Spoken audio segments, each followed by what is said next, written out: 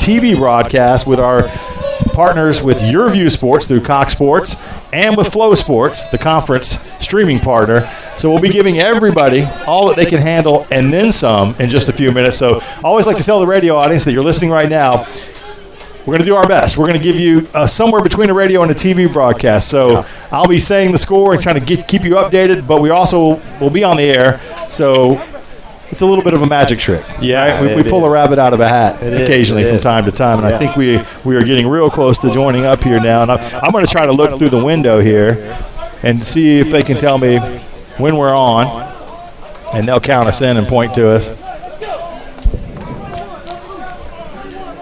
Looks like we're about 30 seconds out from going with TV. So we appreciate you with ESPN Pensacola, our partner here for the last several seasons. The captains for tonight, it looks like Jacob Bruce, Aiden Sweat, Gael Laurent, who's been here a long, long time, and Pee Wee Jarrett are coming out. Some grizzled veterans to lead the Argos out on this beautiful Friday evening. And the crowd, the sun's kind of sinking a little bit. If you're on the home side, you're in the shade. If you're on the visitor side, it's a little bit hot. And we are on. We welcome you in to join the radio audience that we've had for the last 30 minutes on the pregame show. To our streaming and our TV audience, Will Kennedy, Coach Kyle Shoemaker with you. We don't have a camera that can pick us up, but I want to tell you that Kyle Shoemaker he's just incredibly handsome tonight, as always. California cool. That's probably best for the viewers that we're not on as we set up the game tonight, we've got Kentucky Wesleyan and the Argos of the University of West Florida, the 7th-ranked team in the country in the coaches poll, getting ready to run out of the tunnel here. And, Coach, we're looking forward to the beginning of the 2023 season. There were a couple D2 games last night. A few of our Gulf South Conference opponents played.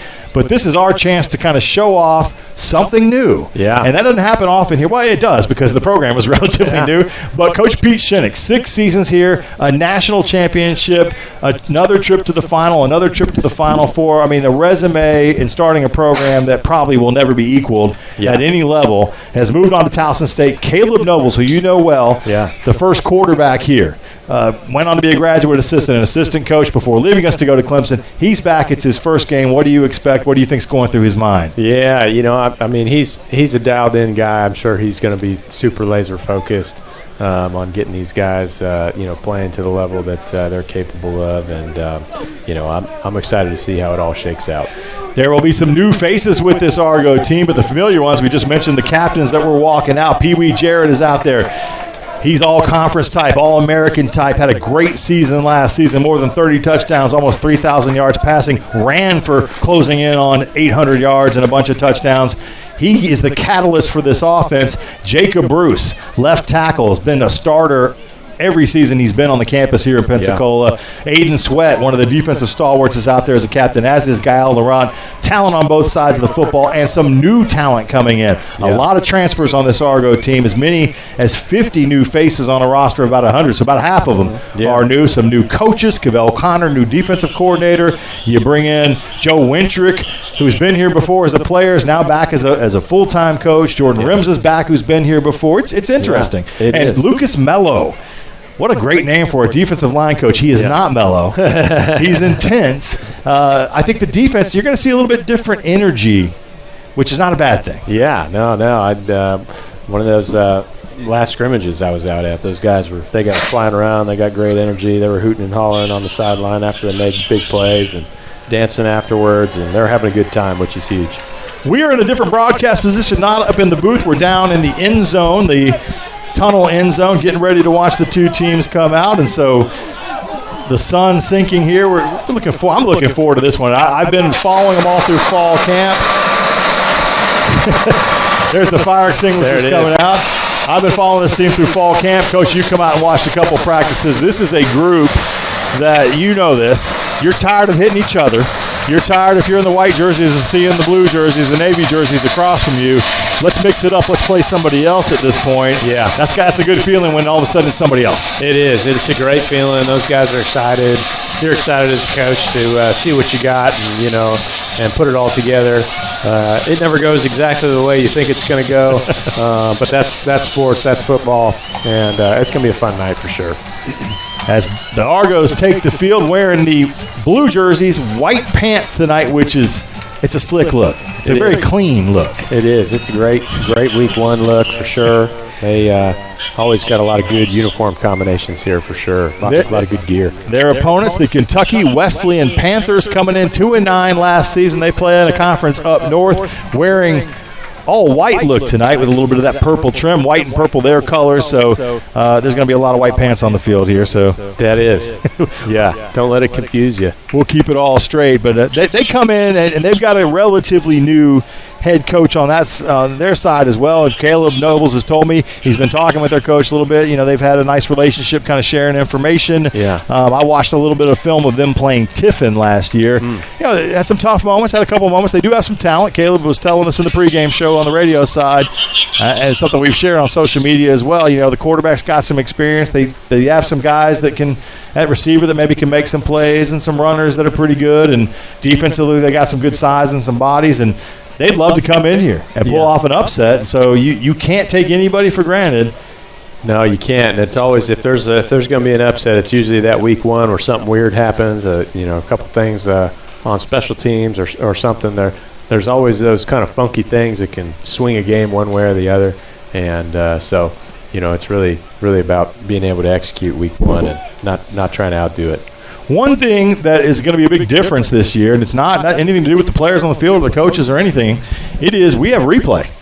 We actually have official replay, so they have the ability to take a look at anything, from a targeting call to a fumble to a scoring play. And so we have 4 cameras running here for our broadcast tonight, and they are hooked to a device, 3 of them that we're using and 4 total in the stadium, a device that feeds into a system so the officials, if they want to, can go over and take a look at a play. Would have been nice back in 2021 in the playoffs when we were playing Newberry, and there was potentially a fumble that could have ended the game. But, we move on. We move on to the next thing. C'est la vie. But that's a nice thing to have, and that'll be part of the game tonight. So if they stop for a little while, it'll be potentially to take a look at it, and we'll try to walk you through that process as well. It looks like the Argos are going to kick the football off. I always knew what to expect from Coach Shinnick if he won a coin toss. I don't know what Caleb's philosophy is. I should have asked him that leading into the game, but the Argos will put the ball down, and I like this. I think it's a good way to start the first game of the season, right? Yeah. Is to kick the football off, send your special teams guys flying down the field, and try to get physical and make a big hit, right? Yeah, absolutely. Go down there, set the tempo for the season, and be physical, and let's go. Let's go play some football here. So they're going to be kicking right at us here in the end zone. This would be the south end zone, I believe. I have to get my compass out, check all those measurements and everything. Which brings me back to that West Alabama game from last year. We were camping out down there. Yeah, it was another day with some severe weather potentially, but this is a good spot for us. It's a little hectic in there, and for those that don't know, Penn Air Field, beautiful place, great stands. Not a press box yet. We do the best we can with what we got up top, but we're ready to roll with this one. So the ball on the tee, and it looks like Logan Gregory is going to be the one to kick off. He'll take the kickoff duties from Griffin Sarah. So the punter, number 12. Getting a boot into it right down the middle. It's going to be a short kick, taken just about the 5-yard line. The return is on. The Argos coming down. Beautiful coverage. Great. Rodney McGraw flying in there, and I think that was number 82. Did I see that correctly, Coach, getting in there? I believe that's Anthony Ballard, wide receiver, a sophomore. Yeah. Hey, you got to have guys that are willing to sell out on special teams. Love to see those gunners getting down the field. That's right. That's right. So first possession for the offense of the Kentucky Wesleyan Panthers is going to start at the 18-yard line.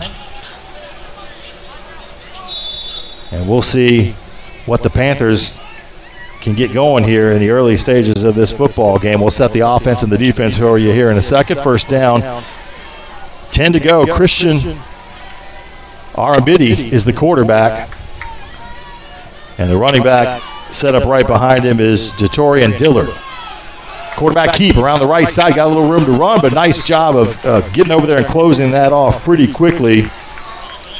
From a linebacker or a free safety position is Amari Mitchell wearing number 17. A lot of guys that we're familiar with are wearing different numbers this year, so we have to get used to that a little bit. Notice that, yeah. We told you the quarterback and the running back wide receivers, Gordy Anaplay. Number 81 is Camden Williams at receiver. Number 5 is Akia Sherrard for the Panthers. Their tight end, number 88, Preston Self, but you're going to see a lot of different guys flowing in and out of a football game like this early and often.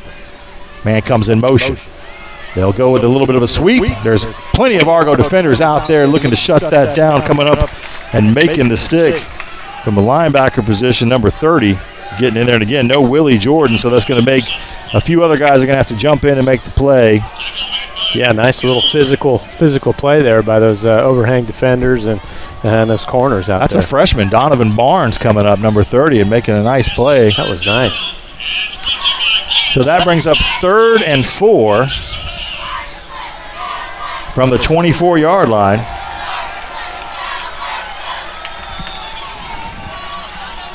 Play clock down under 10 to go. Arambidi claps the snap just as the clock was going down. He's going to get flushed out of the pocket. Looks like he's going to pick up the first down, goes for a slide, so they'll move the chains, just gets across the needed distance. This is the first down of the drive and the season for Kentucky Wesleyan. Coach had lost containment a little bit there. Yeah, it looked like that quarterback was looking for a little smash concept there to his left, a little hitch and a corner out, and didn't like what he saw and took off and ran and got enough for the first down. So you wanted to get out there and potentially get off the field as quickly as you can. Unfortunately, it's a first down if you're an Argo fan, unfortunately, not if you're Kentucky Wesleyan. That's right. Ball at the 30 now, 1st and 10. Man comes in motion. They'll hand it off up the middle. A little bit of a hole there before the Argos close it down quickly. A gang of blue shirts getting in there trying to see who is getting up off the pile. Couldn't see who got the first hit there, but a nice job of, group tackling, gang tackling, whatever you want to call it. It's got to have it. And they hold them to a 2-yard gain on first down. Little different angle down here from the field. We got to get used to. There's a flagpole in the way. But we'll work through it. You see Guile Laurent out there at one end on the left side of the defensive set. Will Breland in there at middle linebacker. Here comes a man in motion again. They'll hand off. No, quarterback keeper. Argos flow to that quickly. Aiden Sweat, there he is, bouncing off the top of a quarterback. Yeah, just a little zone play there with Kentucky Wesleyan running a little motion. A lot of motion out of these guys so far. Just trying to get a feel for what the Argos are doing coverage-wise. And throw a little bit of some confusion in there. Yeah. And this is another 3rd down. All of the scoreboard just went out. So that doesn't help me at all either. What are we doing now? There we go. Looks like about 3rd and 7 from the 34. And we haven't seen a pass yet.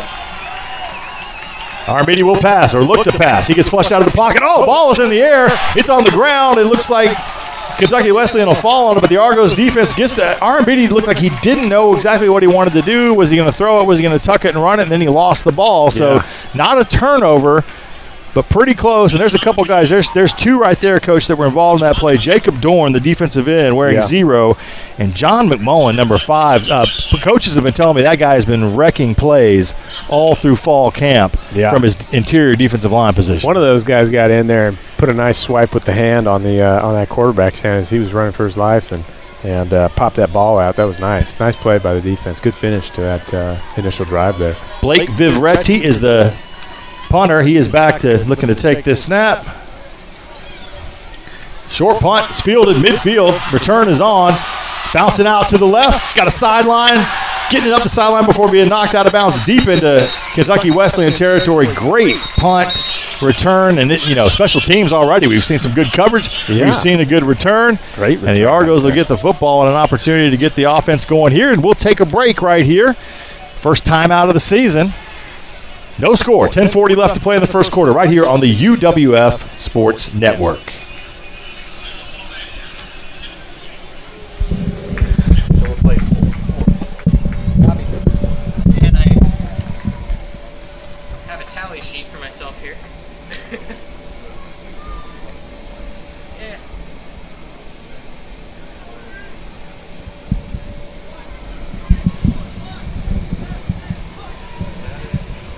I can mess with it when we get back on the broadcast. Oh, we got 1 second.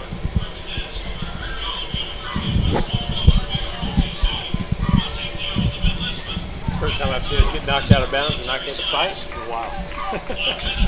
No Anthony Johnson.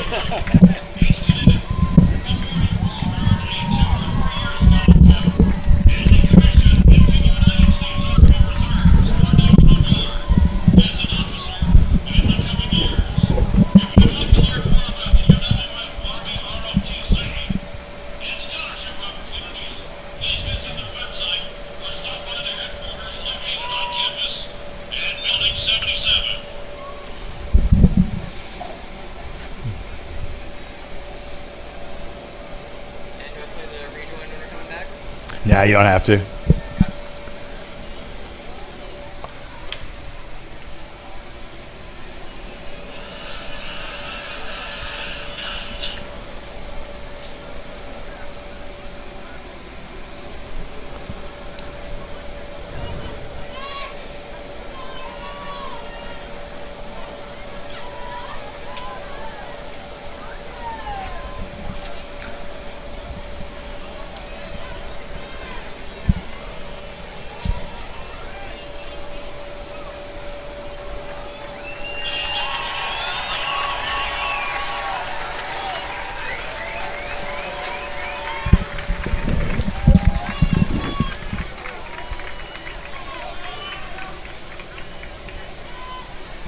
Welcome back, Argos, with the football here in plus territory at the 27 of Kentucky Wesleyan after a nice punt return. Run it on first down, bounce to the outside. C.J. Wilson wearing number 8 here.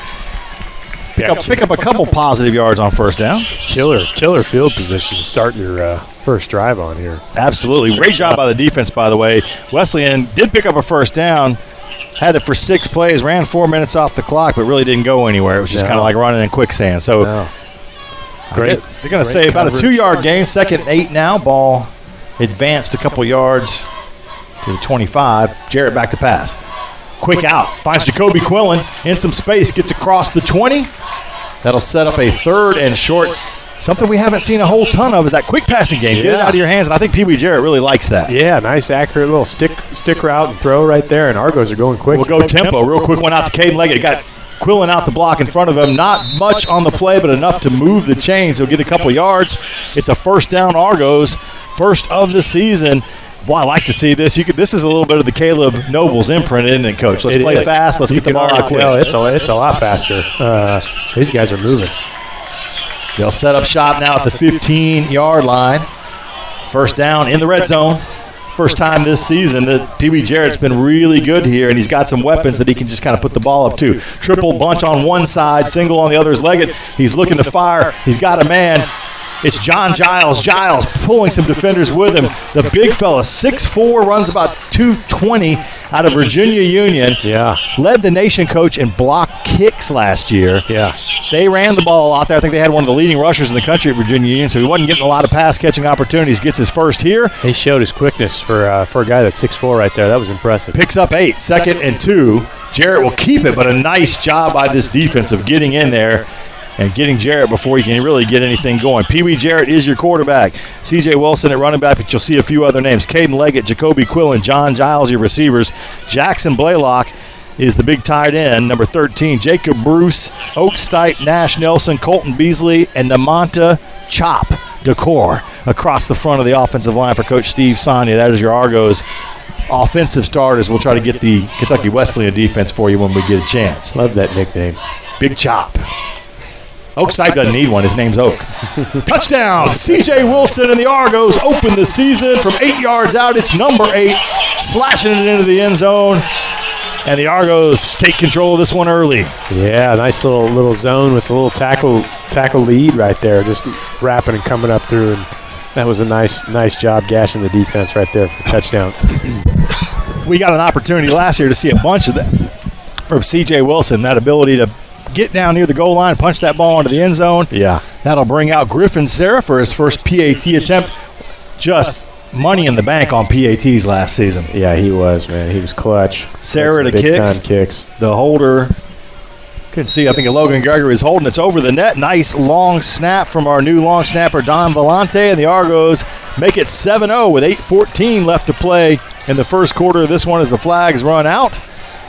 I'm looking to see if our red hat is coming out on the field. I don't see him yet, so I think we're keeping it here. No timeout. So, Coach, that's what you want to see. Yeah. Good defensive effort. They did give up a first down, but almost forced a fumble. Right. Good punt return.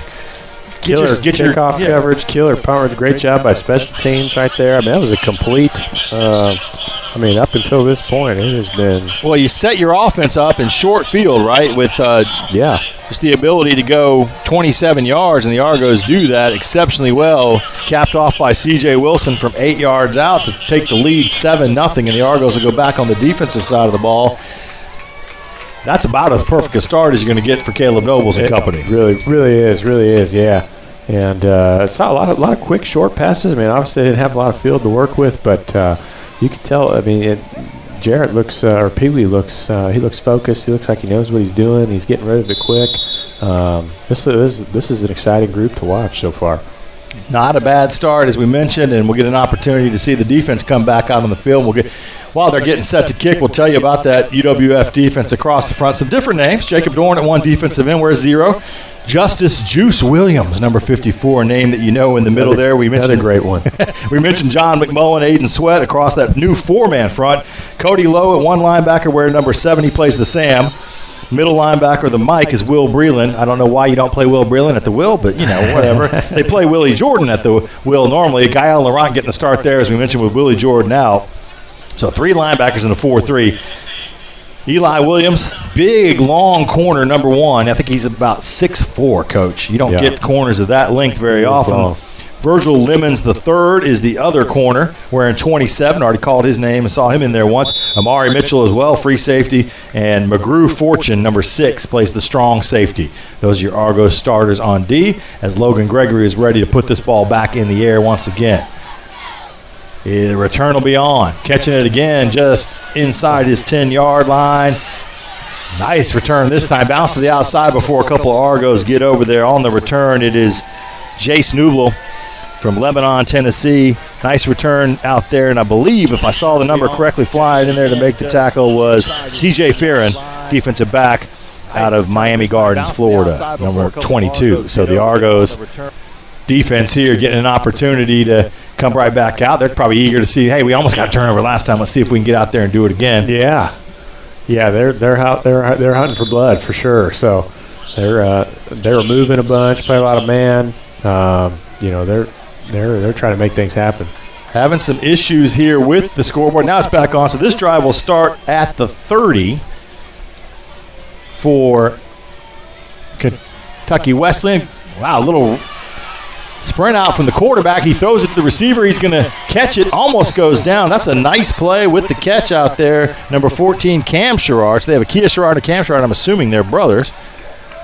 Nice play. Picks up a first down. Yeah, a little RPO play there, and pulled it on the zone read and through the bubble, and broke a tackle and picked up some extra yards there. I believe 18 yards on the carry. That's a nice play with the catch out. Not bad at all. And that'll give this offense a little bit of life. And that's one of the things I was talking with some of the coaches about. You don't want to give a team hope early on. You don't want to give them any energy, so you want to try to put them away as quickly as possible. A little bit of a jet sweep this time to Sherrard again, but the Argos got that one sniffed out. That's if you watch tape of the Lenore Ryan game back in 2019, we saw a lot of that jet sweep. A tough group to slow down for sure. Fortunately, we had Austin Reed and Marcus Clayton, who took a kick back for a touchdown, first in program history, right when we needed it. I remember that. So Cam Sherrard doesn't get a ton there. He's going to give him a gain of about 4 yards, and that'll put him over into Argo territory for the first time tonight, which I can tell because it went from 148 to the other. Can't really see the 50, but it works. It works from here. You can sense it. You can sense it. I can feel it in the disturbance in the force. RMBD ready for the snap. Man comes in motion. He'll pull again. He's looking to throw. He sails one out to the boundary over the head of his receiver. He was looking over there, I believe, for number 5. That's Kia Sherrard. Just a little too tall for him, unless he was 19 feet tall. Yeah. Maybe a little game one miscommunication there on that. Somebody thought they were running the wheel, and somebody thought they were shutting it down. And, ball went flying out of bounds. So here we go. We're going to see a 3rd and 6, and this is the new 4-man front and trying to get pressure on the quarterback and wreak some havoc. Let's see if Coach Cavell Connor, the defensive coordinator, do you send some pressure? Do you just kind of come off the edge with your guys, and there's some big guys out there looking to get to the quarterback? Yeah, Kentucky Wesleyan are a little compressed here. They brought their receivers and slots in tight. They waited a little too long in the play clock. They were in the huddle a little longer than you'd like to be. So that'll bring us to our first timeout here in the game. 6:56 left to play. 7-0 our score. The Argos out in front of this one. And we do have a third member to our broadcast crew. Justin Patrick is down there on the sidelines. We'll get an opportunity to check with him. I'm going to send him a telegram. let him know that we're going to be coming his way. Coach, your impressions of kind of what we got rolling early on? Yeah, I mean, offensively, moving it efficiently. Obviously, hadn't been out there very long, but, special teams done a great job so far. And, defensively, they're flying around as well. Seems like Kentucky Wesleyan knows these guys are big. They're trying to get the ball outside. They're not trying to, run down the middle of a walled city. But, they know they got to get on the perimeter. But, it's going to be fun to see how this one shakes out. Timeout is over. 6:56, as we mentioned, left here in this one, and they come back out. Big play, 3rd and 6. If you're Kentucky Wesleyan, you've made it into Argo territory for the first time. I think we got something is eating away at the scoreboard. It keeps flying in and out, but we had some wacky weather earlier. Either way, here we go. The play clock's still working. Armidi back to take the snap. Man goes split out to the left of the formation. Single receiver. Got everybody in tight in the slot. Got a jump over on the right side. One of the receivers, he put a shimmy. And you know what was about to happen? Guy all around was about to come off that edge. You could kind of see it. And maybe just the threat of that. And that's going to be a 5-yard penalty against Kentucky Wesleyan. So now you back up. It's 3rd and 11. If I'm on that defensive front now, I'm thinking, oh, yes. Yep. Here we go. Yeah, absolutely. Pin the ears back and go get them. That was Kentucky Wesleyan was trying to hard count the D-line there, and it backfired on them. That's one of those week one, game one, execution deals that, they can get you. This is an Argo team they've been through that fall camp. They understand the discipline and what's needed. We'll see if, last year every now and again some penalties pop up that would hurt, and, can we kind of eliminate some of that from the game? Yeah. Ball back in Kentucky Wesleyan territory now at the 47 of the Panthers. Armidi knows they're coming, and they are coming after him, but he gets outside. He's got a man down the field. It's picked off, floated in the air, going up and getting it from his DB position, number 27. That is Virgil Lemons the third out of Deerfield Beach, the new DB, first interception of the season. And I don't know what they're doing over there on the sideline. Maybe we'll get a shot of it, but they're going to – I think this year I heard something about a sledgehammer and a world championship wrestling belt. We've had garbage cans. We've had swords. Your buddy, Coach Darian Doolin, apparently took the sword with him, and Coach D, if you're out there, send it back. Send it back. I know you smuggled it on that plane up to Michigan, but no, what a great play. And the Argos get that first turnover of the season. This defense already showing their stuff a little bit, and they'll give their quarterback, Pee Wee Jarrett, the ball this time at his own 37, so he's got a little further to go.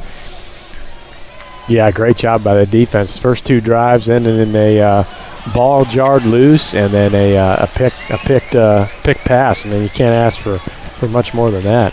Coach Noble said, we're gonna try to establish the run. We're going to try to be physical up front. They do that right there on first down. Pick up about 9 yards, 8-9 yards. Going fast again. Quick pass again, this time to the outside. Oh, up in the air. Baby. John Jones showing you his athleticism. He must have gone 5 feet in the air right there. He jumped up. A little help. It was almost like ice dancing, Coach, where you lift up your partner type thing. Yeah. But I'll tell you what, it's an Argo first down as they are on the move here once again.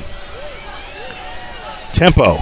Get that defense tired in a hurry as the Argos. Another thing, Coach, you don't let them sub if you don't sub. That's right. Yep. That's if you can get them on their heels and you got a personnel group that you like that's out there, you go fast.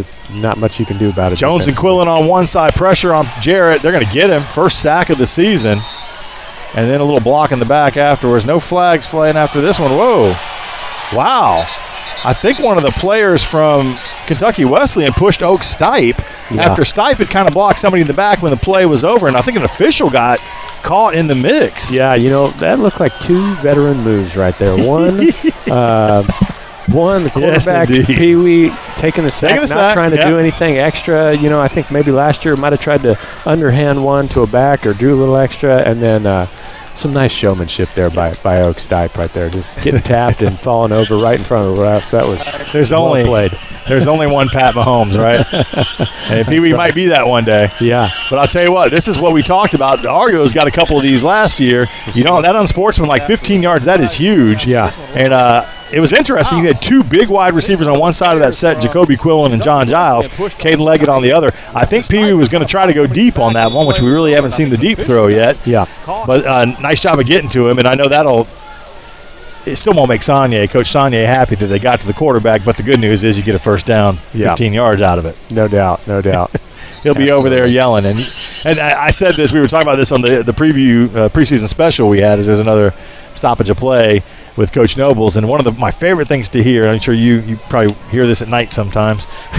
When you're sleeping, is Coach Steve Sonnier yelling, "Play this play!" Oh man, play this play! It's got to be trademarked. It's got to be turned into a T-shirt. And also, protect your quarterback. Yeah, absolutely. Didn't happen on that play. Ball at the Wesleyan 39 at this point. So the Argos, without running a whole lot of plays, have picked up about 20 yards of field position, thanks to some chicanery from Wesleyan. Jarrett, quick pass. Receiver in the slot. That's the big tight end. Nice catch. Falls forward, picks up a few yards. Good job. The first throw right there to I'm going to tell you why I'm laughing here in a second. As you hit the tight end, Jackson Blaylock. Mav Wolfley, former tight end, texted me today, say, "Hey, how can I watch the game tonight?" And I said, Flow Sports, or you'd have to be in Florida with your view, our partners. I said, "Hey, I hear we're going to throw to the tight ends a little bit more this season." He said, "Of course we are." My man caught, I think, 4 passes in 2 seasons. We have not thrown a lot to the tight end over the last couple of years. Good to see that. It happened early. I don't have to wait and have a count. No doubt. What game we're in without passing to the tight end. Yep. Little misdirection run and play. C.J. Wilson looking for the outside. Good receiver blocking in front of him. Gets to the boundary. He's going to pick up some good positive yardage. I love to see those receivers out in front leading a convoy. Yeah, this receiver bunch, man, they are big. They are athletic. They are tough, too. I mean, they'll block, but, these long guys, usually they're more long striders, get down the field. I mean, these guys they're catching bubbles and stick routes and making plays in space. This is going to be a fun group to watch this year. So setting up shop, trying to see the ball. Looks like it's right at the 20. So in the red zone here, it's 2nd down and about 2. Don't have the scoreboard here. Trying to get to my live stats here and see where we are, but I can tell you that. 2nd down, a couple yards to go. Bounce to the outside, different running back in there. Oh, gets dragged down. He's going to lose. Maybe lose a yard, maybe keep right at the line of scrimmage, trying to see. Like Bussy. Bussy in there. As he checks in. Again, some new faces at running back. So far we have seen C.J. Wilson making the carries, but you will have on that running back by committee a little bit. Jalen Bussy, we just saw, wearing 21. Number 9 is Jamontez Woods, who's been battling a little bit of a hand injury, but I think he's good to go, so we may see him here at some point. Jarrett in the gun, moving some pieces around a little bit. Single back there is Jalen Bussy. Man goes in motion again. Jarrett back to pass on 3rd down. Fires it out there. He's got a man. Makes a move. He's going to get close. Is he in for the touchdown, or they stop him short? Looks like he's down at the 1-yard line. I'm blocked off by the tunnel, but I wait for the crowd. Yeah. I wait for the crowd. Nice catch there. I believe that was thrown to number 10, Zach Alford. Yep. And Zach made a nice move on the first defender, kind of cutting that ball back inside, Coach, to take it down near the goal line, and we're at the 1 or the 2-yard line here. So 1st down, goal-to-go, ball on the 1. This screams C.J. Wilson, and he's checked back in. And is my man going to get 2 touchdowns here, like back-to-back? He may, man. That was his role last year. He may go the finisher, the closer. You could bring him in to. He might have that kind of season. You start pushing, you're in double digits pretty quick if you've got 2 already. Yeah. Or will it be the quarterback? Keep it. Oh, nice job by Kentucky Wesleyan. They closed that hole down and gave CJ no room to run. Yeah. They went up the middle there, and good job by the front of the Panthers. Yeah, a little wham play right there, bringing Blaylock across to kick out a defensive lineman, and Kentucky Wesleyan was all over it. They were in there standing firm. Lose a little bit there. Panther starters across the front. Defensive tackle number 32, Bishop Bird. The nose tackle 37, Jeremiah Lightfoot, who is not light at all. He's a big boy inside. Defensive tackle KJ Hardesty.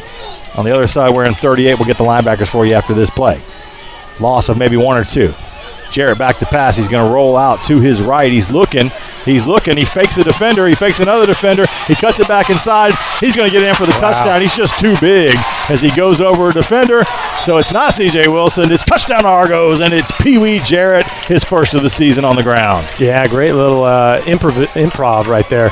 Did a great job kind of getting out of the pocket, and you could kind of see him directly from our angle. He was looking for, I might have been Jacoby in the back of the end zone here, and he wanted it, and then. No, that was good patience, wasn't it? Just to kind of see, he kind of sits there and did a great job, juked a couple defenders, and then took it in physical and in classic Pee Wee style right there. So nice job, good finish.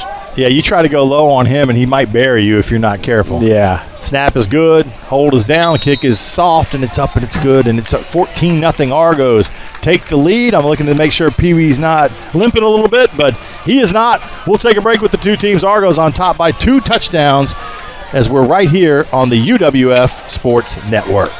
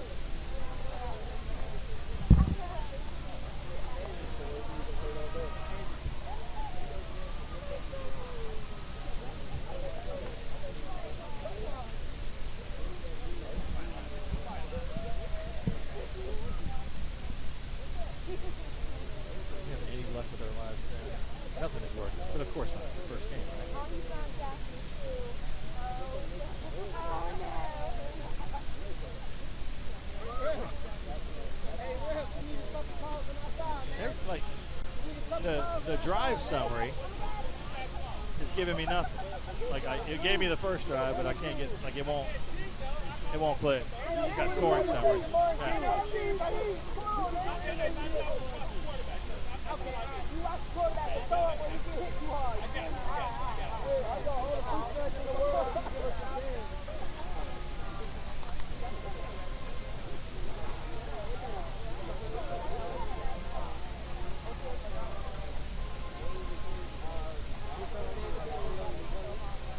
He'll hold it.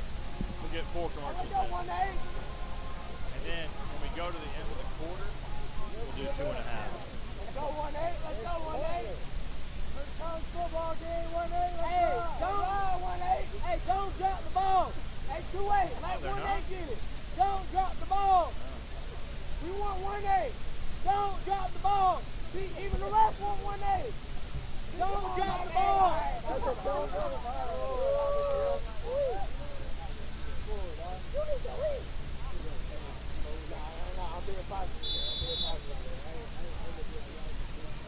Don't drop the ball. You got one more?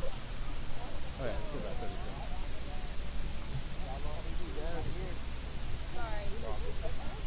All right, let's come back.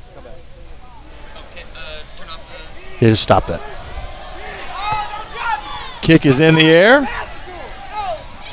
Return is on again. Argos trying to get down and cover this one. Good job of slowing down the return man and get a bunch of Argos kind of flying in there towards the football. And it's a slow motion tackle, Coach, by the time they get him on the ground. But it looks like Ralph Ortiz, one of the first ones down in there. Yeah, one of the deeper kicks we've seen so far. And I got down to the 5, and good job by those guys kind of keeping good spacing. And Argos get some good field position to start this drive off. Let's go down. Our third member of our broadcast team, Justin Patrick, who's down on the field. And Justin, it's a little steamy down there, but what a great start for this team.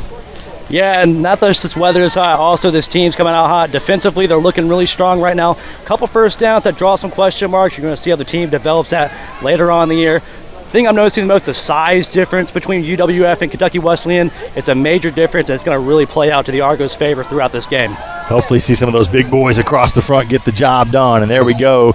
Little play out, and our BD keeps it around the right side on a first down carry. This drive starting at the 18-yard line with about a minute and some change left in the first quarter of this one. So we're closing in on the end of the first quarter. Argos on top, 14-0 at this point, and really about as good a start as you could want. We've seen a turnover, an interception. We've seen some almost a forced fumble and short field a couple times, and the Argos are seemingly in control and command of this game as the clock is at 38 seconds. Off and on again, and not quite sure. Hey, it's game one, and we don't have rain for like 20 days, and then all of a sudden we have a storm blow through early, and it's been a little bit weird trying to get everything set up for this one. Little handoff up the middle after a man comes in motion. Short gain. Nice job again by this defensive front of getting to the ball carrier early, and this time, Coach, they're handing it off to a bunch of different guys coming from different angles. This time it's Jatari and Dillard number 12, carry up the middle, gets her gain of about maybe 3 or so. Looks like a third and about 3. They're going to take that thing into the quarter. Yeah. Yep. That'll bring us to the end of the quarter. Argos on top 14-0. Pee Wee Jarrett, C.J. Wilson with rushing touchdowns. We got another quarter right around the bend. We'll take a break with the two teams right here on the UWF Sports Network.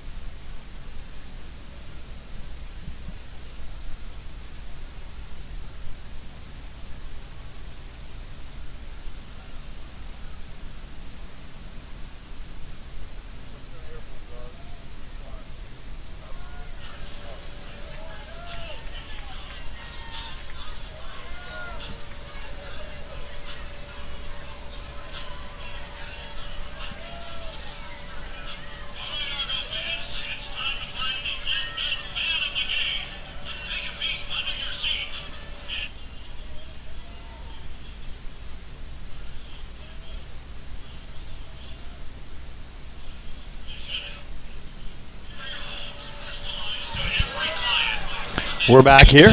Penn Air Field in Pensacola, Florida. Will Kennedy, Coach Kyle Shoemaker with you on ESPN Pensacola. Your View Sports and Flow Sports, our streaming partner with the Gulf South Conference. Argos on top, 14-0 as we start quarter number 2 with Kentucky Wesleyan in their own end at the 26. On a third down play, they run it up the middle. I can't see from where we are, but it looks like they may be a little bit short. Nope. Got enough. Just picked up that 3 yards. It was definitely very close there. So move the chains. Good job of keeping your defense over on the sideline a little bit. I think if you're Kentucky Wesleyan, at this point, you're just kind of like, we got to keep it over there. Their head coach is Tyrone Young.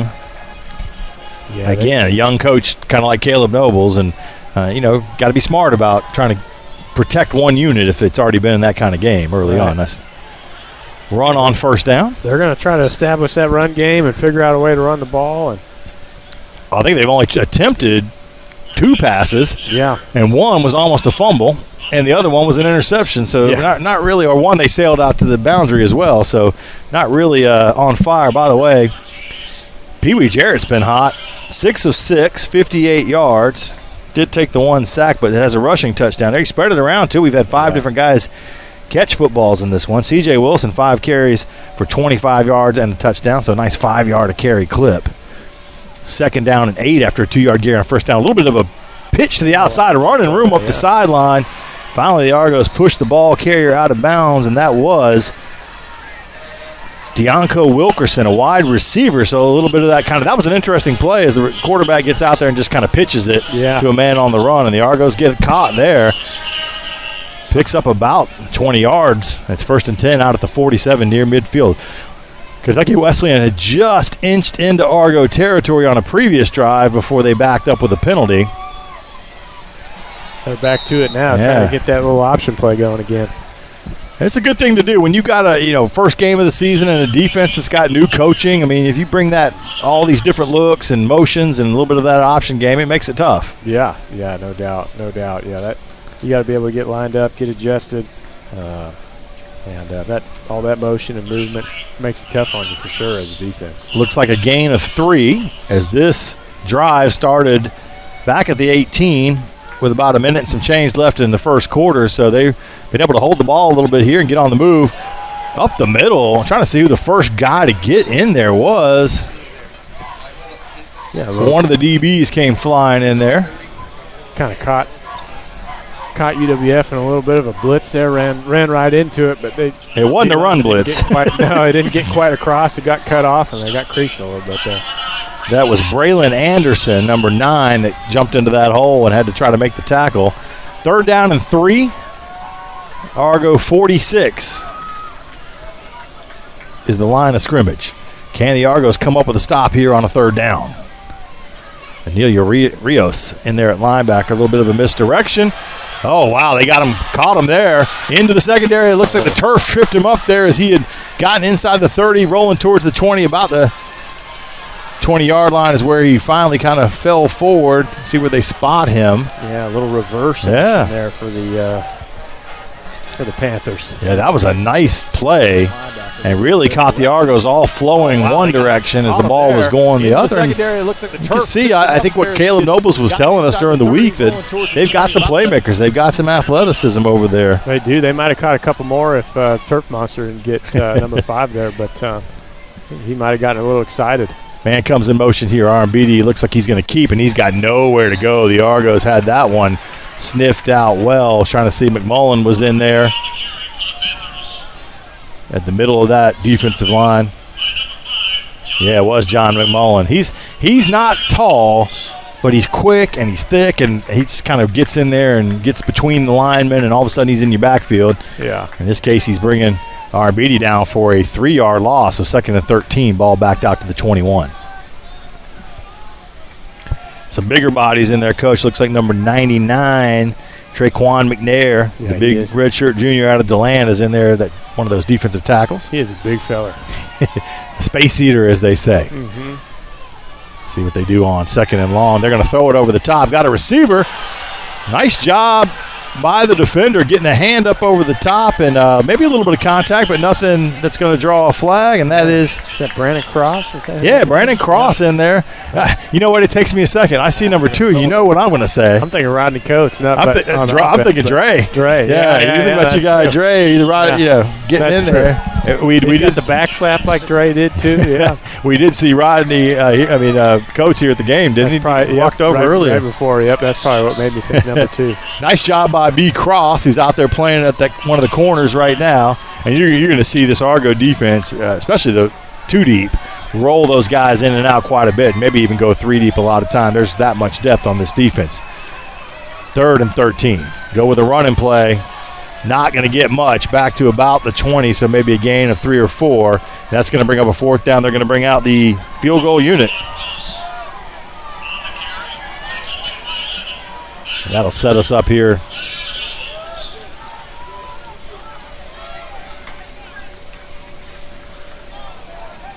Tell you who is doing the kicking here. It's looks like 40. Looks like the punter, Blake Vivrette, is going to step on to handle the PAT duties. Cole Cawthorn, number 39, is your other kicker. This one is up. It is good from about 37 yards out. Whistle blows, so I'm not quite sure. What are they calling here?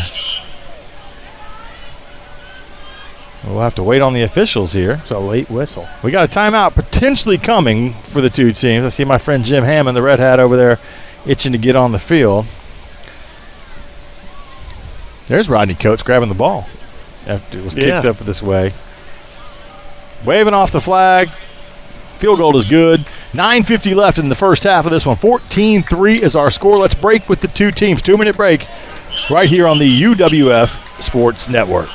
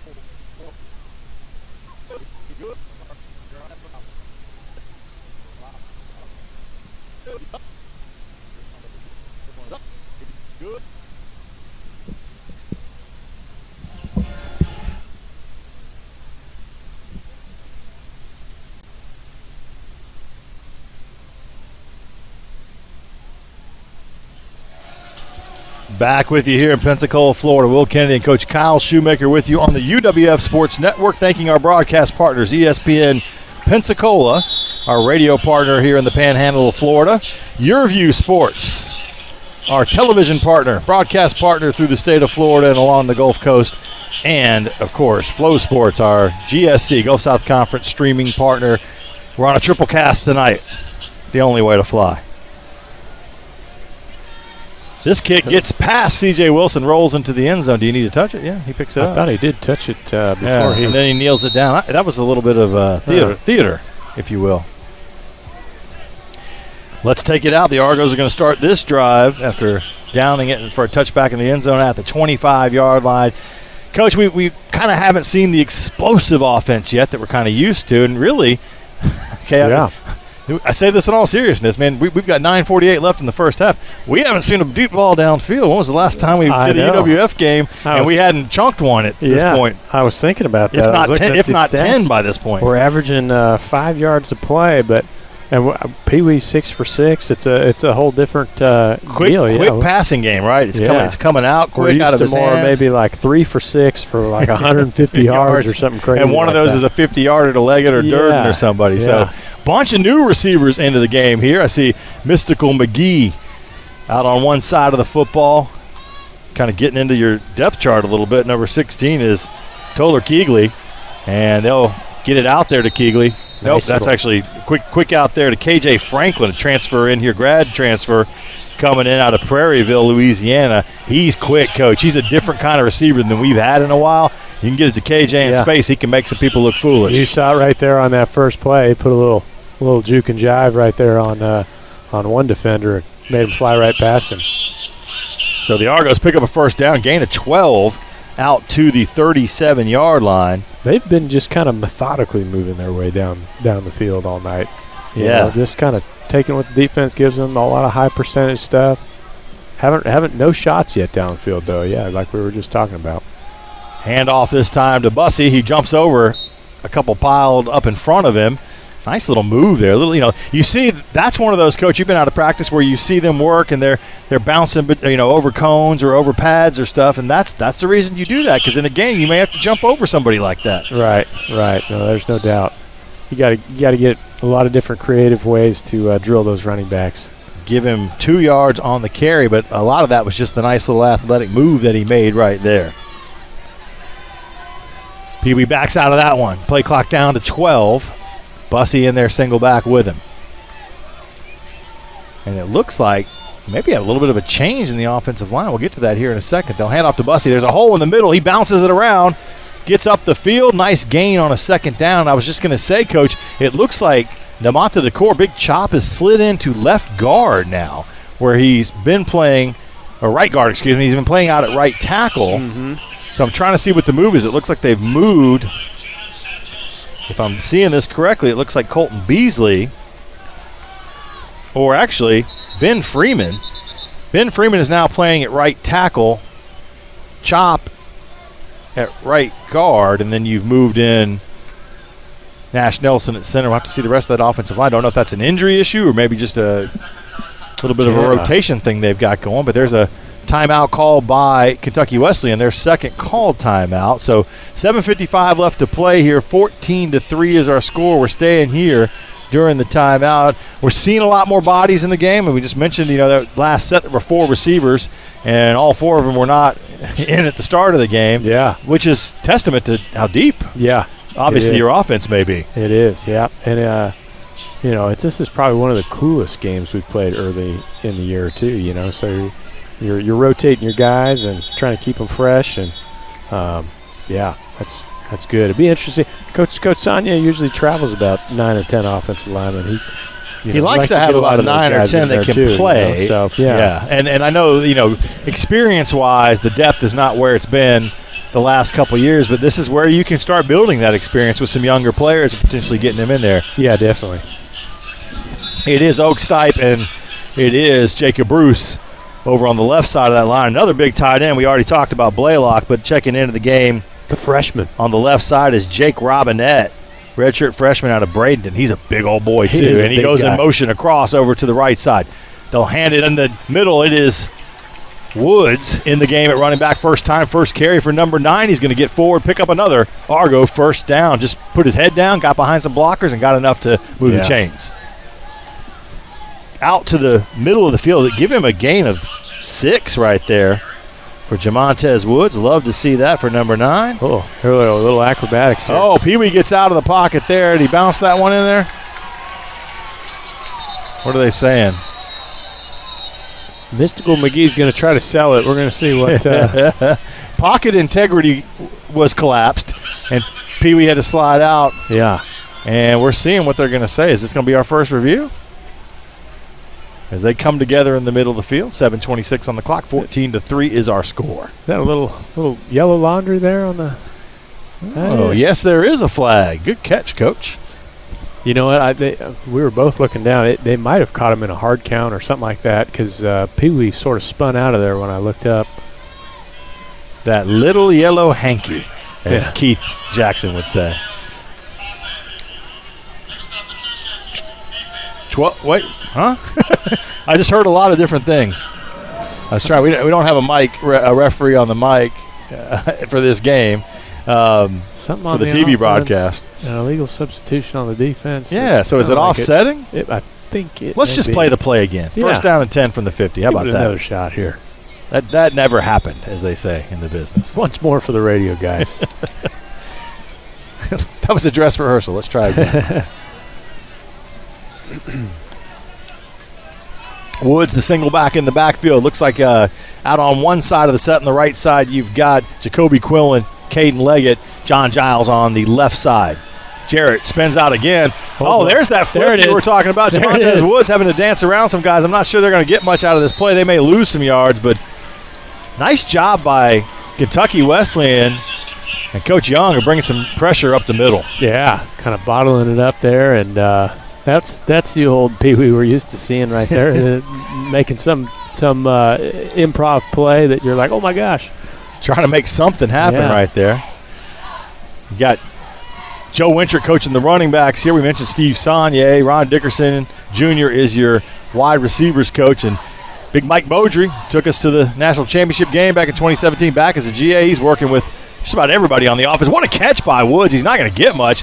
I thought that ball might go over his head. Yeah. But he got his mitts on it and kept it. So, unfortunately, The Argos have gone backwards after picking up the first down at midfield, and now look at a 3rd and 16 or 3rd and 15 from their own 45. Yeah, not the situation you want to be in, but middle of the field still can be aggressive, and see what they come up with here. We may see our first deep shot of the game here.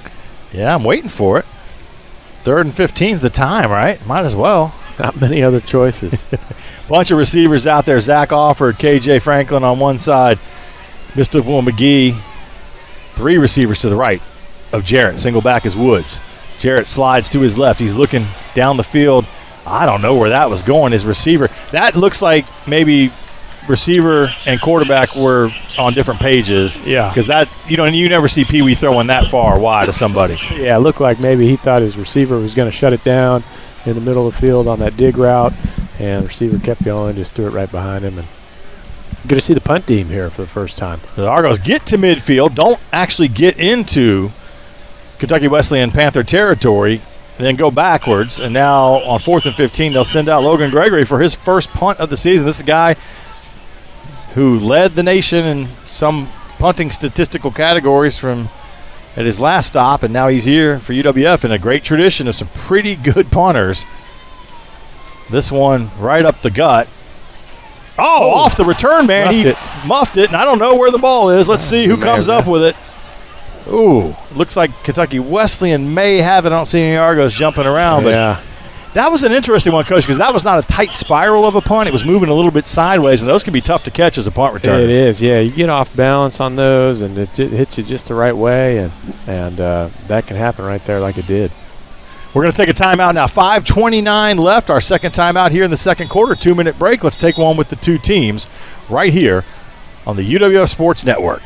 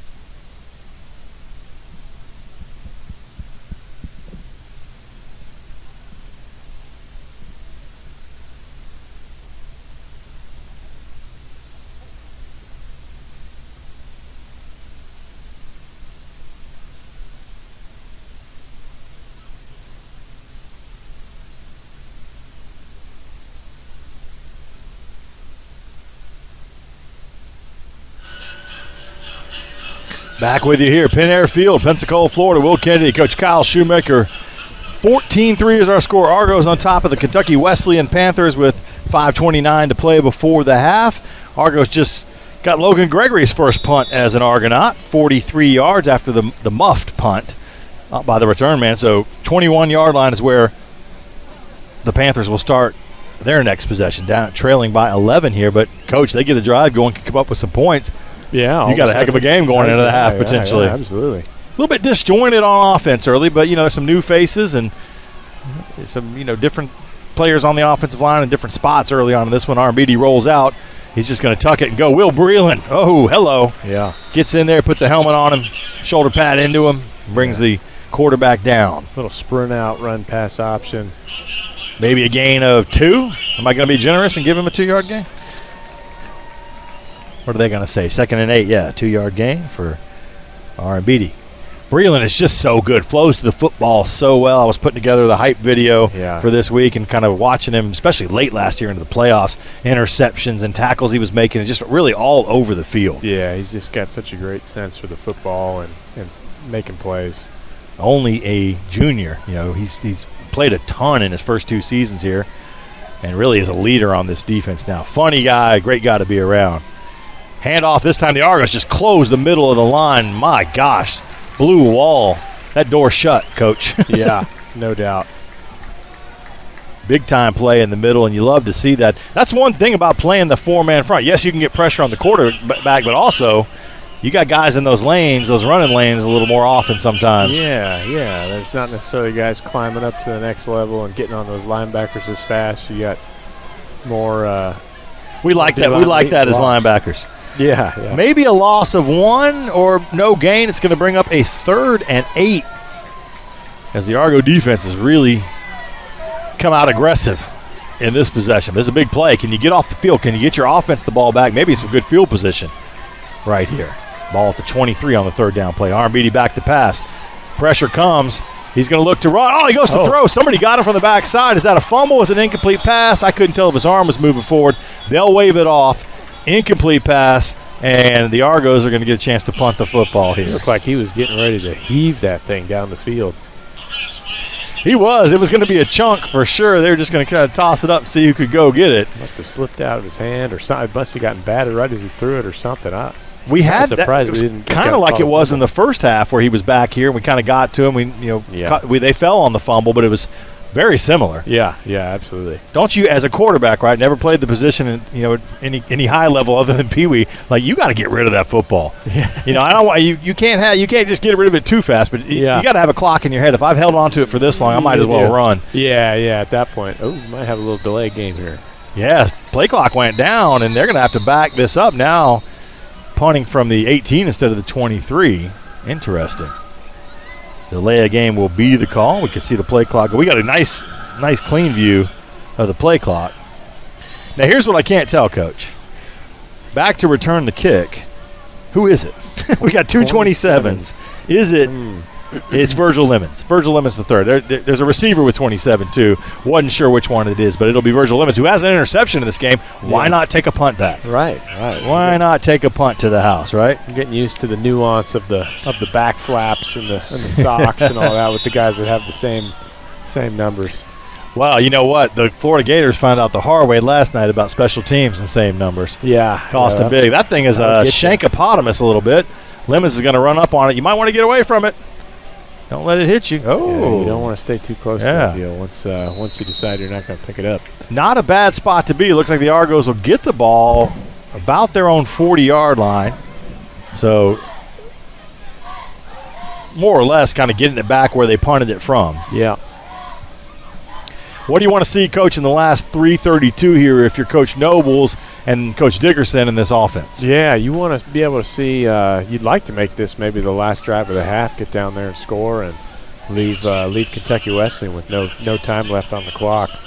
That's kind of where you'd love to be, at least as a defensive guy.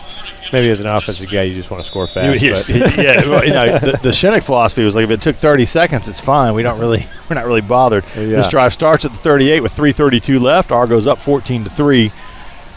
Opportunity here is Wesleyan only took about 2 minutes off the clock there, so plenty of time. Don't have to rush. Hand off to C.J. Wilson. Hole in the left side. He's going to get through that, pick up some positive yards on first down. We saw that early in the game, and then it kind of went away for a little bit. You can get that, pick up 4 or 5 on first down, and makes the whole offensive playbook a little more open. Definitely, yeah. And they're kind of speeding the tempo back up here a little bit too. Quick out, got a block over there by the receiver. Nice job of getting up the field by KJ. Yeah, KJ Franklin. And I think he picks up the first down. Move those chains, Argo first down. So far, it seems like they're playing their best when they're going really fast. Agreed. Quick handoff. Yeah. Get it and throw quick out, stick, little something. I'm going to say let's give him a gain of 6 or 7 on that one. Picks up the first down, balls at the 49. Snap's a little low, but Plenty of time. First one, and this one's over the middle, wide open. KJ takes it. He makes a cut. They're going to bring him down from behind, but there's our first. I don't even want to call it a deep throw because that's not a deep throw for Pee Wee. Really, no. But what a nice route, wide open in the middle of the field, and picks him out and puts it right on the number. Yeah, great little pitch and catch right there. Good read by KJ, just shutting it down in the middle of the field, wide open, nobody there to cover him, and good big gain there for the Argos. Jump it and move it down there. Gain of about 22 on the throw and catch. Ball at the 21-yard line. 1st and 10 for the Argos. They're right on knocking on the door. Red zone, gold zone, green zone. There's all kinds of different names for it now. They're near the goal line. That's right. That's what I'm going to say. That's right. Pump fake. Pee Wee rolls out. He could run for about a day and a half if he chooses to, and he will.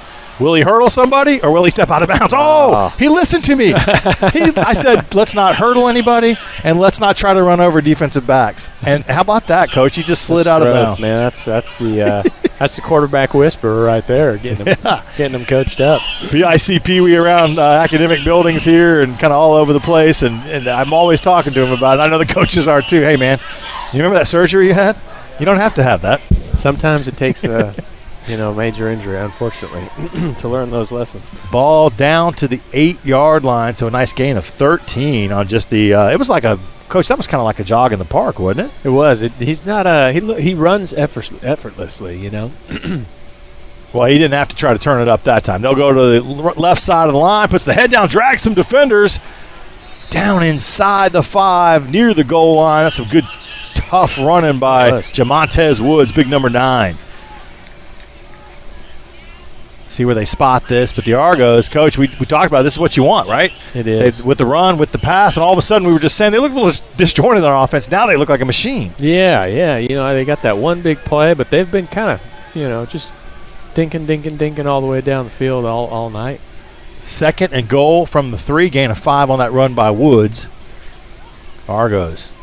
Receivers out on both sides, even from the 3-yard line. They'll hand it off. Woods goes to the right side of the line, gets hit hard. Big hit, yeah. Did not get it. Number 0 there. Knocked a little short. So we go under a minute to play. Clock winding down. It'll be a no gain. No. Give him 1. 3rd and goal from the 2. And we'll see what the Argos do here. You could probably actually kind of run this as the last play before you either kick it if you're kicking a field goal, but you can let this clock wind down. Play clock at 20, game clock at 39, winding. Argos in no hurry, taking their time. I think they're going to call a timeout, Coach, because Pee Wee's over there on the sideline with Coach Nobles and company. So Argos probably going to run the play clock all the way down, right? Yep. Get 1 or 2 more in. And so what are we running here, Coach? You're a defensive guy, but let's think about if we were offensive masterminds. What do we got? So you got a lot of weapons, right? We just saw what Pee Wee can do. We know what he can do running the football. You've got bigger running backs in there, either CJ or Jamontez Woods. Right. But we've seen from here, they're not afraid to throw the football. I think about that Jacoby Quillen touchdown right before the half against Wingate. Yeah. You got time and timeouts, so you got the option to run or throw it if you want. But you probably want to run the ball. Try to take the little time that you do have off the clock. And it's been working with C.J. Wilson. You might as well punch it in with him. So here we go. 19.3 is the time on the clock.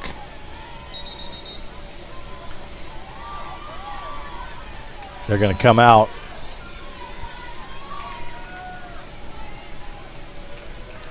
And we'll see what the set is and, whether we're going power inside just to run the football or if we're going to spread it out a little bit. It looks like single receiver. So before we had receivers out on both sides of the set.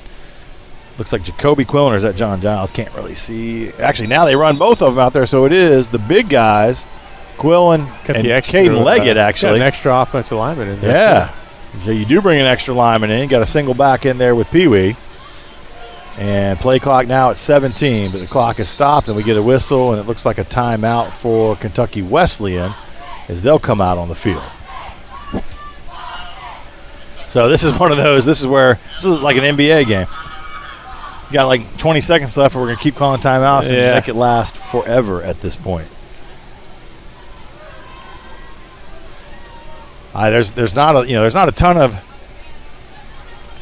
ton of deception probably involved here. It looks like when you bring in that extra offensive lineman. But you've got Caden Leggett and Jacoby Quillen out on this set, and they may move some other guys in there or rotate. But you've got two big receivers out there. So I think if Pee Wee looks over there and likes what he's got coverage-wise, right, throw that little fade to the corner and let one of those guys go and get it potentially. Yeah, you've got that option for sure. With two tall guys out there, there's no doubt it. But if he looks out there and doesn't like it, obviously you can turn around. You got an extra offensive lineman and two tight ends in there too, and kind of looked like they were going to try to get that Wesleyan defense to pull themselves into the boundary and then run the zone right to the right here. They got that nice little cutoff on the backside here. See if we get a little zone play to the right, punch it right in. Here it comes. Jared takes a snap, hands it off. There we go. They try to punch it through. Do they get there? I don't think he did. They're going to say he's short, and they're going to have to call a timeout. Nobles is, what is he saying? We're going to try to get up there and run a play real fast? No, they're not going to be able to do that. And we got a player down. So here it is. Let's see where they spot this officially. You kicking a field goal, Coach, or are you just saying with 6 seconds left, this is the last play of the half, we got a yard to go, let's mano-y-mano. Yeah. KS Muy Macho. I'm a big fan of just punching it in. I like it. You know, first game of the Caleb Nobles era, punch it on in, but I don't get paid the big bucks. I to say. And then if you don't get it, then everybody up in the stands is like, what was he doing? Yeah. I think the crowd would like an aggressive play right here. Yeah, they've done a great job. They've ran 3 minutes and 20 seconds off the clock here. So they're not giving Kentucky Wesleyan any time left. So hopefully we can.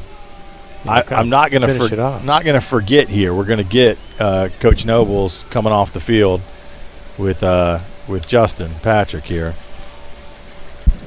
And, I'm interested to see, Coach Shinnick was always just couldn't tell if you were winning or losing or, what hand he had or, if he was going to fold or take the pot. No doubt. And I imagine Caleb's going to be a little more pumped up as he's coming off after half number one. And some of that is going to depend largely on this play. Right. This would be a big momentum swing either way, I think. You punch this in, all of a sudden you're up 21-3, and if you don't get it, Kentucky Wesleyan's got some good, mojo going into the half there at the big stop.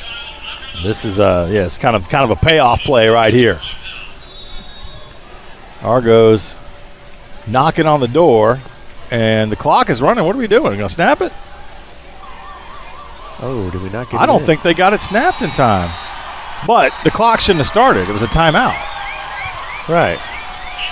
Pee Wee Jarrett keeps it, goes over the top. So touchdown Argos. Yeah, we'll take it. I'm confused as to what was going on right there. And rightfully so. And here comes that was the one. I think that was a clock issue, not although good for Pee Wee not panicking. Right. And, maybe having a snap go for a fumble or something. I mean, that was, not – well, I guess right about the time the siren went off, he was taking the snap. So, Yep. It could be argued. It's game one, folks. Yeah. It doesn't always go – it's not always perfect. It's not always pretty. Nice job by that offense, though, and then being smart. Couldn't get it, from 2 yards out, punching it in. So, add another number to the run game and bring Byron Jarrett to punch it on in there with a little quarterback running back lead play there. Yeah, nice finish. When you're 6'5", 6'4", 230, 240, might as well. He's the biggest guy. You're going to put the ball in his hands. You might let him carry it in. Man, yeah. And honestly, even if they've closed the hole, he can probably just run in the back of your lineman and shift that momentum. That is right. Yeah, he's 240 pounds. He's got to be able to get you one for sure. It's almost, Coach, like a reverse tug of war. You know what I mean? Like where instead of pulling, like if he just comes and runs in the back of it, that line's going forward because he's just got all that size and momentum moving that direction. So we're hanging in, waiting for the PAT. We will be talking to Coach. Coach Nobles coming off the field. I think I saw Justin Patrick getting ready for that.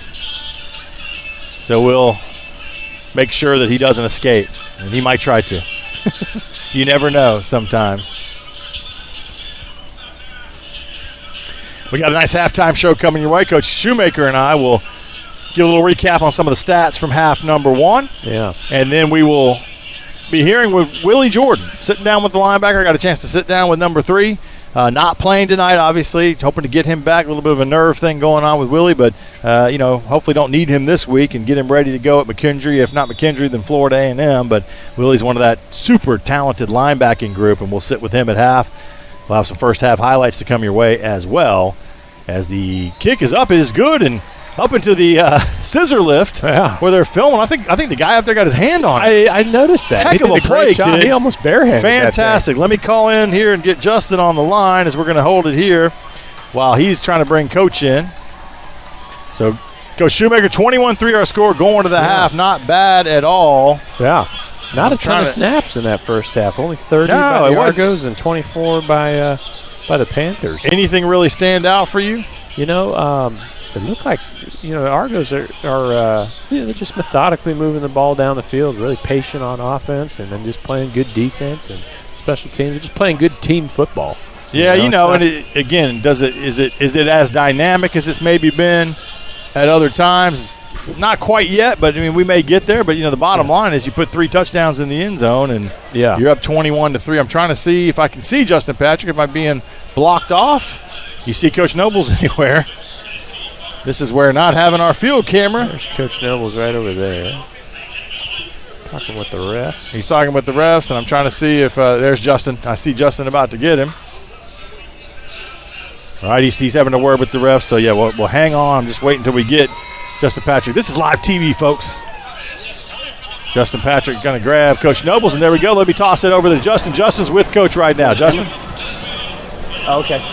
Coach, first 30 minutes of football as a head coach. How you feeling?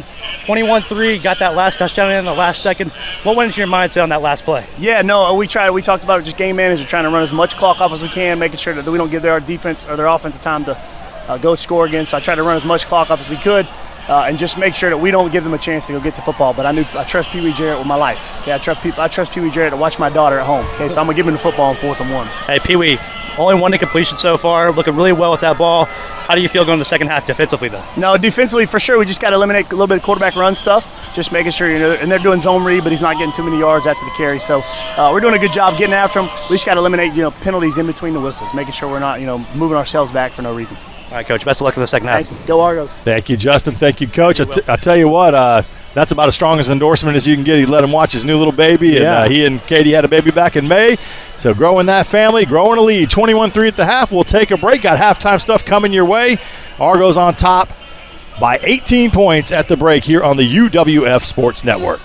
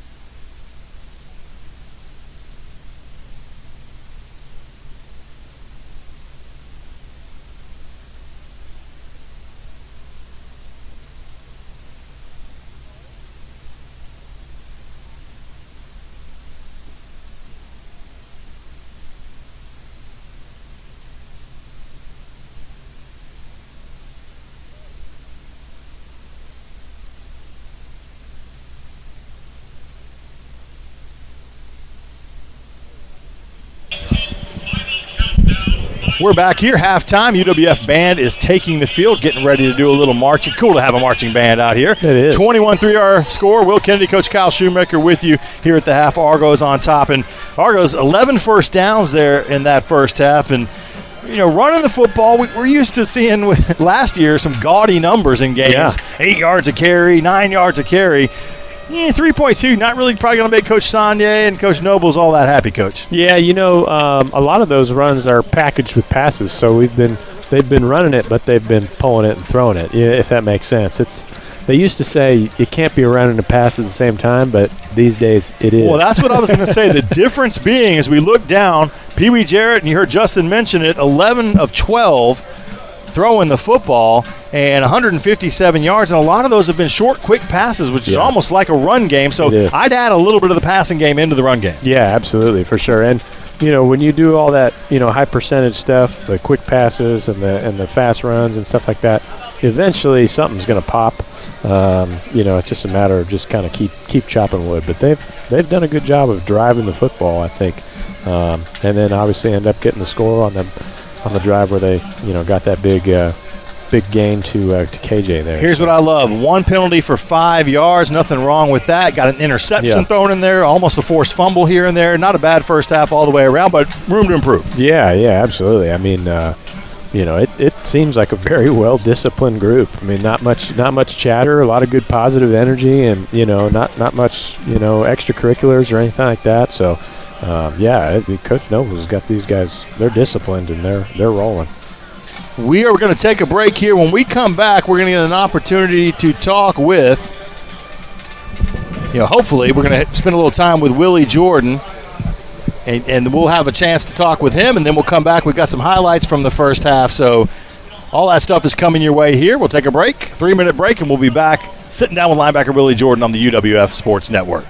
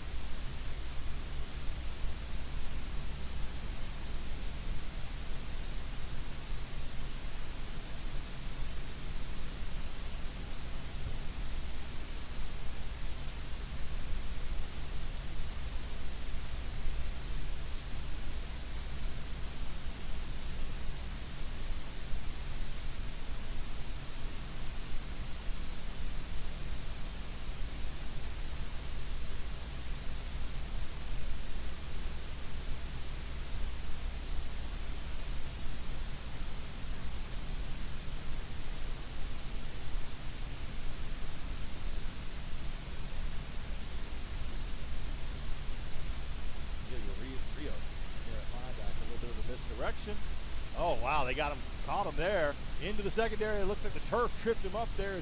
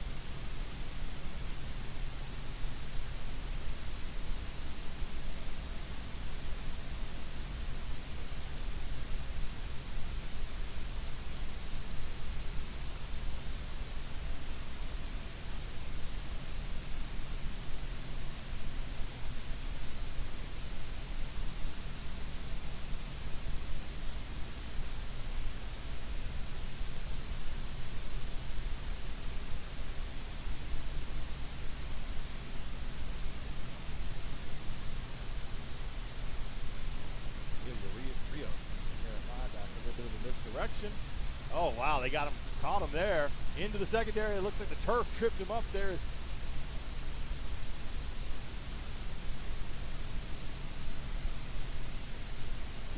Cole Cawthorn, number 39, is the other kicker. This one is up. It is good.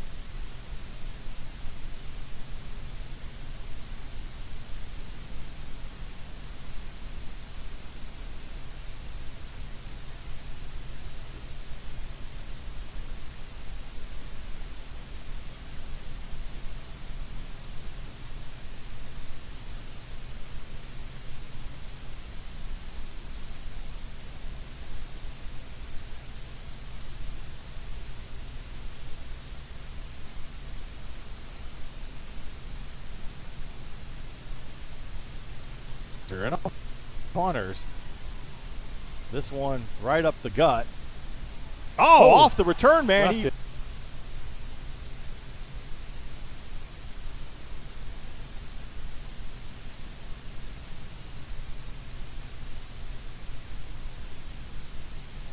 duties from Griffin Sarah, so the punter, number 12.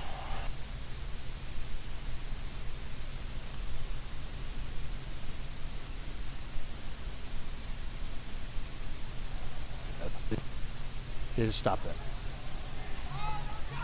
Kick is in the air. Return is on again. Argos trying to get down and cover this one. Good job of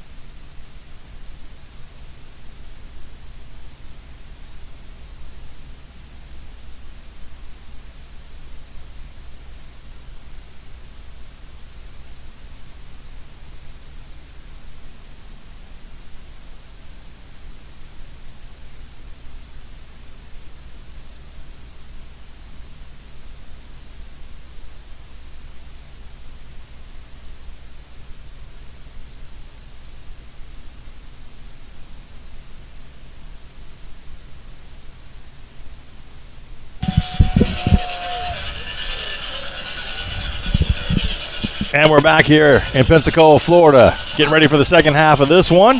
I tell you what, we're just going to keep it here, right, and roll right into the second half because I don't think we have time to squeeze in another 3-minute break. Yeah. As they come back out. We do.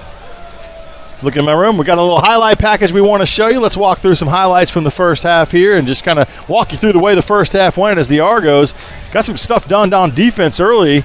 Kind of came out, coach, and really kind of set the tone with some nice special teams play, a little bit of defense, and that would eventually lead to C.J. Wilson punching in that first touchdown from 8 yards out to give the Argos a 7-0 lead. Yeah. I mean, you got to give a lot of credit to that defense. They've been exceptional. Kentucky Wesleyan's completed one pass. They've got one interception. They've put the ball down twice. So some big things on defense. Only giving up 83 yards in the first half. That's impressive. Had a short field to work with the first time around. Got an interception. Defense got a nice job of turning the football over. One of the new DBs in there, Virgil Lemons III. I call him Trey a little bit there, right? And he comes up with the pick. And then we saw some of these athletes that this offense has a little bit. John Giles caught a ball. Ended up hurdling somebody at one point, kind of rolling down the field. And that would end up setting up. And, we kind of were waiting to see a little bit of that Pee Wee Jarrett magic, and he would get loose on one and kind of end up running it in for a touchdown at one point. And Pee Wee doing what he does best. And then we heard Coach Nobles going to the half talking about getting the football back. And you mentioned it's really just the one big play, a little bit of a reverse that led to the field goal, made it 14-3. And then the one big play before the half where Pee Wee gets it down in there, and they want to run off as much time as they can. And that's where having a veteran quarterback in there and punching it in from the 1 yard line, and 000s hit the clock, and it's 21-3, and there we are with that big lead at the half. And coming in, we get a chance to go right by the locker room where they're working and talking, and there's a lot of work to be done. And it's not a game where it's like, okay, we can pull the starters and put our backups in yet. I think we're going to get a chance to see Pee Wee Jarrett and company and those first team and second team defenders get a little deeper work into this game. Yeah, definitely. It feels like, we're up 21-3, which feels a lot bigger than it is, but it also feels tight. 157 yards to 83 yards. It's really been a game of field position. Honestly, it hasn't been a huge, big disparity. It's just been, Argo's been playing good football. Hasn't been real explosive though. We're going to get a chance here to check in with Justin Patrick down there as they're kind of getting warmed up on the sideline. I think we're getting Justin into position there. Trying to see, where'd he go? I saw him for a second. Now I don't see him with the microphone. Yeah, he was just in front of us. Yeah, he was just in front of us, and he's gone down there on the sideline. But as you were saying, Coach, I think it's going to take a little time to get kind of worked, get this offense cooking the way you really want it to. But we saw a little bit of that with that short passing game, and really the best work on the offense was that last drive, mixing the pass and the run. Finally kind of got that one ball over the middle, not over the top, but found that middle of the zone a little bit and got a chance to get in there. Yeah. And we may just be a team that's very strong defensively, and Coach Nobles, obviously he's aware of that more than any of us, and he may be kind of tailoring it to. Let's go down to Justin Patrick on the sideline. Where Justin, it's not any cooler really, but we expect the Argos to come out and get it working here. Well, the sun's gone down, so that temperature on the field has dropped tremendously. Talked to Coach coming out of the locker room. Just asked him what his message to the team was. He said the only thing stopping us is ourselves. And he said impose your will, and they will keep doing what they did in the first half and should go on to have a pretty successful second half as well. Justin, let me ask you real quick. What's the turf condition like? This is the first time we've had rain on this new turf that was replaced just a couple weeks ago. This turf, when I stepped on the field, I felt like I sunk in a little bit more than last year's turf. It's a little bit slower than what we are used to from the year prior. So whether that be because it's new or because it's just a different type of turf, that's going to be interesting to see how it plays throughout the season. Thank you, Justin. That explains my 40 time, Coach. Yeah, when I ran it the other day, it was a little slower than the 4.5 I used to remember. For sure. When I say a little, just a little. Yeah, no doubt. No doubt. No, I was wondering because we had rain out here earlier, and I thought that's the first rain. This turf just got put in a week ago. It finished a week ago. Right. And I thought this is really the first chance that we've had to play on this turf. It actually can be a good thing, too, because sometimes that rain comes down. It comes down hard. It kind of helps it get settled a little bit, too. You just kind of need a little wear and tear on that young turf. And we understand that there might be some hiss with the microphones when we're in. This one's kneeled by Zach Offord on the kick, so a touchback. Argos start at 25. A little bit of a hiss in the audio during some commercial breaks. Not quite sure what that is, and it's showing up on one platform and not another. Again, we're doing a triple cast. Will Kennedy, Coach Kyle Shoemaker with you on ESPN Pensacola, our radio partner here in the Florida Panhandle. On Your View Sports, our TV broadcast partner through Florida and along the Gulf Coast, and then with Flow Sports, our Gulf South Conference streaming partner all around the world, if you will, anywhere and everywhere, right, when you're streaming. So the Argos will get it out at the 25 to start the second half of this game with 15 minutes left. It's the first week of the season. We'll figure that out. I could not turn my mic down, but then you'd hear what Coach Shoemaker and I were saying. We'd talk about the recipes that we're going to cook when we get home after this game. First down play. Pee Wee Jarrett hands off. C.J. Wilson dances back, finds a cutback lane, goes right, cuts it left, and, whoa, what a nifty move. He's got good feet, Coach. He does. He's got good vision. He's good in those small spaces. He's going to be a fun one to watch this year. That's a great first down run, and just to kind of see that dynamic change of direction, and we've talked about it. You know, that's the drill work. That's the work these guys put in the offseason and in the fall camp. So 2nd and 3, ball out to the 32. Jarrett just straight looking to pass this time. He's going to fire it out to the side. Makes a man miss. Jacoby Quillen, he's rolling. Big wide receiver's going to get the first down, move those chains. First down Argos. And, boy, this is such a this really is a different offense, Coach. I saw it a little bit in the fall camp, but you kind of think, will we go back to some older tendencies? But, no, you can kind of see the blueprint for what we can expect here. Yeah, it is. It's a lot of high percentage stuff, a lot of getting the ball on the perimeter and, making those D linemen run sideline to sideline, wear them out. And it's just been it's almost got a little West Coast flavor to it. It's just kind of efficient and moving it down the field. 13-yard gain out to the 45-yard line. So 2 nice plays to get the ball rolling. Pick up the first down in the second half, and the Argos hand it off. Wilson, middle of the line. Not a whole lot there, but he's going to get forward maybe for a yard or 2. I'll give credit to this Kentucky Wesleyan front. They're closed down holes well. They have done a great job, considering it looks like we have a significant size advantage out there. And they've done a great job kind of, slowing down the run game for sure. There's definitely, there's a size advantage at some spots, but they got a couple big bodies in the middle of that defensive line in there. And, kind of definitely going to try to put a hat on you pretty quick. Again, nice job getting to the ball carrier early on 2nd and 10. So they gave Wilson no gain on first down or second down there. And then Wilson falls forward on second and gets a yard. So 3rd and 9. Got the Jumbotron working now. Yeah, it's good to see. Now, hey, that's our monitor. No, perfect. We can watch it. It's a little far away, and then it went out. There it is. I jinxed it. Come on, Coach. Hey, Jumbotron's not working. Come on, get back on there. That's right. This is a Pee Wee Jarrett type play right here as he throws his towel or whatever it is on the field. Back to pass. Pocket holds up. Gun for an arm right through John Giles' hands. I think Giles was starting to think about the cutback around the defender and running it to the inside. What do they say, Coach? What can you not do? You got to catch it before you run. There we go. Yeah. That is when I'm out there coaching 8-year-olds, you're going to be like, hey, catch it before you run. That's what they say. Incompletion, so the Argos get a little something going, but we're going to see Logan Gregory. This is like a 4-game stretch for Steve Dawson last year. He's already punting again. I know, yeah. Didn't we go a week or 2 without seeing Steve? I'm sure we did. I mean, yeah, we never saw him. Gregory ready for his second punt here of the game. This would be one you'd love to boom one right and pin them deep, but the air is thick and heavy. They're a little angle punt here, end over end. If this thing hits and takes a good bounce, it does not release forward, as they say. That's one of those, as a golfer, you'd like to spin it back, not as a punter. Yeah. We'll take a break here. 12:07 left in the third quarter. 21-3 is our score. This is a 2-minute break across our different networks. Argos on top by 18 on the UWF Sports Network.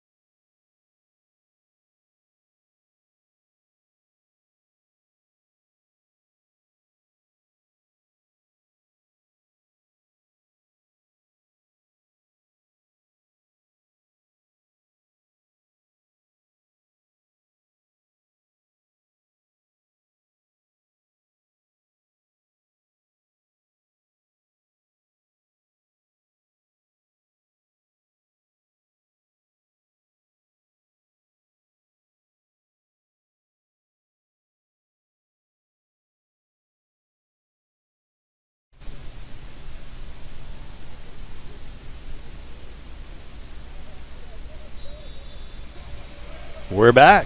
Argos punt is down at the 23, so that's where Kentucky Wesleyan starts this drive. Armbidi ready to take the snap as they try to get back into this game. He fakes it and turns left and turns right and then runs into some blue jerseys and doesn't really go anywhere.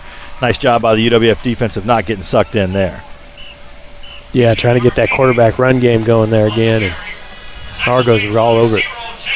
Yeah, good job of and this is containment. Will Breland's out there and some others, on that play, just kind of forcing him to go back inside, and that's where your help is, right? Yep. Especially when you're playing that option, you got to be able to buy time for everyone else to get there. Maybe give him a +1, bring up a 2nd and 9 on the carry by the quarterback. Argos would love to just stifle him here, get that ball back to the offense, and try to get things rolling a little bit more on offense. Man comes in motion. Fake it, keep it, pressure coming, looking to throw. I don't think that got there. No. We really haven't seen – have we seen a clean pass from Armbidi other than the one he sailed over the receiver's head to the boundary? Not really. It's been all, sprint out or some type of option, or he's just kind of try to throw in that bubble. You kind of feel like, right, Coach, you're a defensive coach, I don't know, this guy really has the arm to threaten us. Yeah. It's start to dial that in a little bit and really kind of like a boa constrictor, just keep squeezing. Yeah, you want to try to get him to throw the ball as much as you can because it's not what they do. They're really an option team disguised as a spread offense. And it's been the one run, the 25-yarder that really set up the field goal. And other than that, there really hasn't been much offense for the Panthers tonight. It's been a little bit tough. Right. They're just lucky the Argos aren't clicking yet.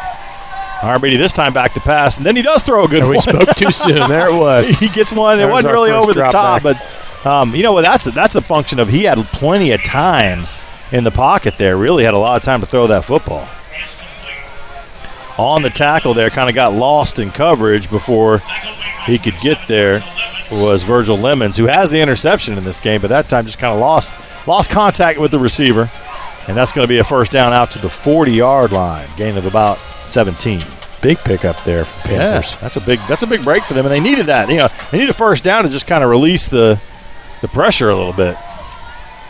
Armbidi, man coming in motion. They'll go back to the run game, trying to bounce this to the outside. Argos string it out before getting the man out of bounds. Nice job defensively over there, flowing to the football. Yeah, Amani Mitchell pushing him out there. Yeah. And really, you can kind of see the team speed of the defense of the Argos. They're just able to run towards the boundary and stretch that play. Yeah, definitely. Yeah, a little head start with the fly motion there by the offense, but the Argos were there to chase it down quick. Argos will be, from your TV viewing territory, on the far hash over towards the Panthers will, towards their sideline. Gain of 6, so it ends up being a positive play. Brings up a 2nd and 4. Man comes in motion again. Quarterback cuts inside on Will Breland, who thought he had him. Yep. And falls forward. I think he is going to be short. And he really didn't get much at all. No. So 3rd and 4. Why is it so tough, Coach? Why is it so hard to deal with an offense like this? And they're reading people. There's a lot of motion. It's if the guys are moving fast and running at angles and they slam on the brakes, it's easy to outrun them. You gotta trust that your teammate's going to be there and not over pursue, and then you get cut back on. That's when real bad things happen. And the other question would be, why don't more teams do it? Yeah. You know what I mean? It's interesting. It's an interesting thing. A little bit of a jet sweep out to the side. Can the Argos extend it? Knock the man out of bounds. Couldn't tell exactly where he got knocked out. Was it enough to move the sticks? And it's going to be close. And it is a first down. Just enough. Out to the 49. Just across midfield. So first down. Wesleyan on the move. Hot night, as Justin was saying, sunlight down reduces the temperature a little bit, but there's no breeze really. Yeah. And it's muggy. This is the air you can wear out here. Yeah, it is indeed. Tell you what, usually those first couple games for us they're pretty cooking. There's no doubt. They are hot. We're being generous when you say pretty cooking. This ball thrown and almost had it. The receiver fell down, and here comes. That's the latest flag I've maybe ever seen on defensive backfield penalty. That was. If anything, I thought maybe they got tangled up with the legs, but it's going to be costly. It's going to cost the Argos some field position, give Wesleyan a first down. Yep, they had a receiver running a little corner out there, and it looked like, I'm kind of with you there, it looked like guys got tangled up. And it seemed like the ref might have thought about that too, and then she sat back there and thought about it a little longer and decided to throw that flag pretty late. I don't have a real good relationship with back judges. I always felt like they were discriminating against me for some reason. Yeah, I'm not a huge referee fan in general. Now you don't have to. Now you don't even have to pretend to be. Yeah. Now that you're not coaching anymore, now you can just be honest. Oh, wait a minute. They wave it off? No doubt. What are we doing? Interesting. Trying to. Now there's a that one got pulled. It got waved off. Yeah. They got together. Good. Hey, good officiating. We got together. We talked appreciate about that, it. yeah. We realized the error in our ways. Yes, yeah. You know, there's a lot to be said for a good zebra crew. You know what? Now I like refs. Yeah. Now I'm a fan. Now that it's gone our way, you know. Second down and 10. Ball at the 49. Man in motion. They'll run middle of the line. Not a whole lot doing there. Good job of bouncing that thing out to the outside to the left and getting whatever you can in that situation. Maybe a yard. Yeah. Maybe 2. Argos defense there kind of shutting them down.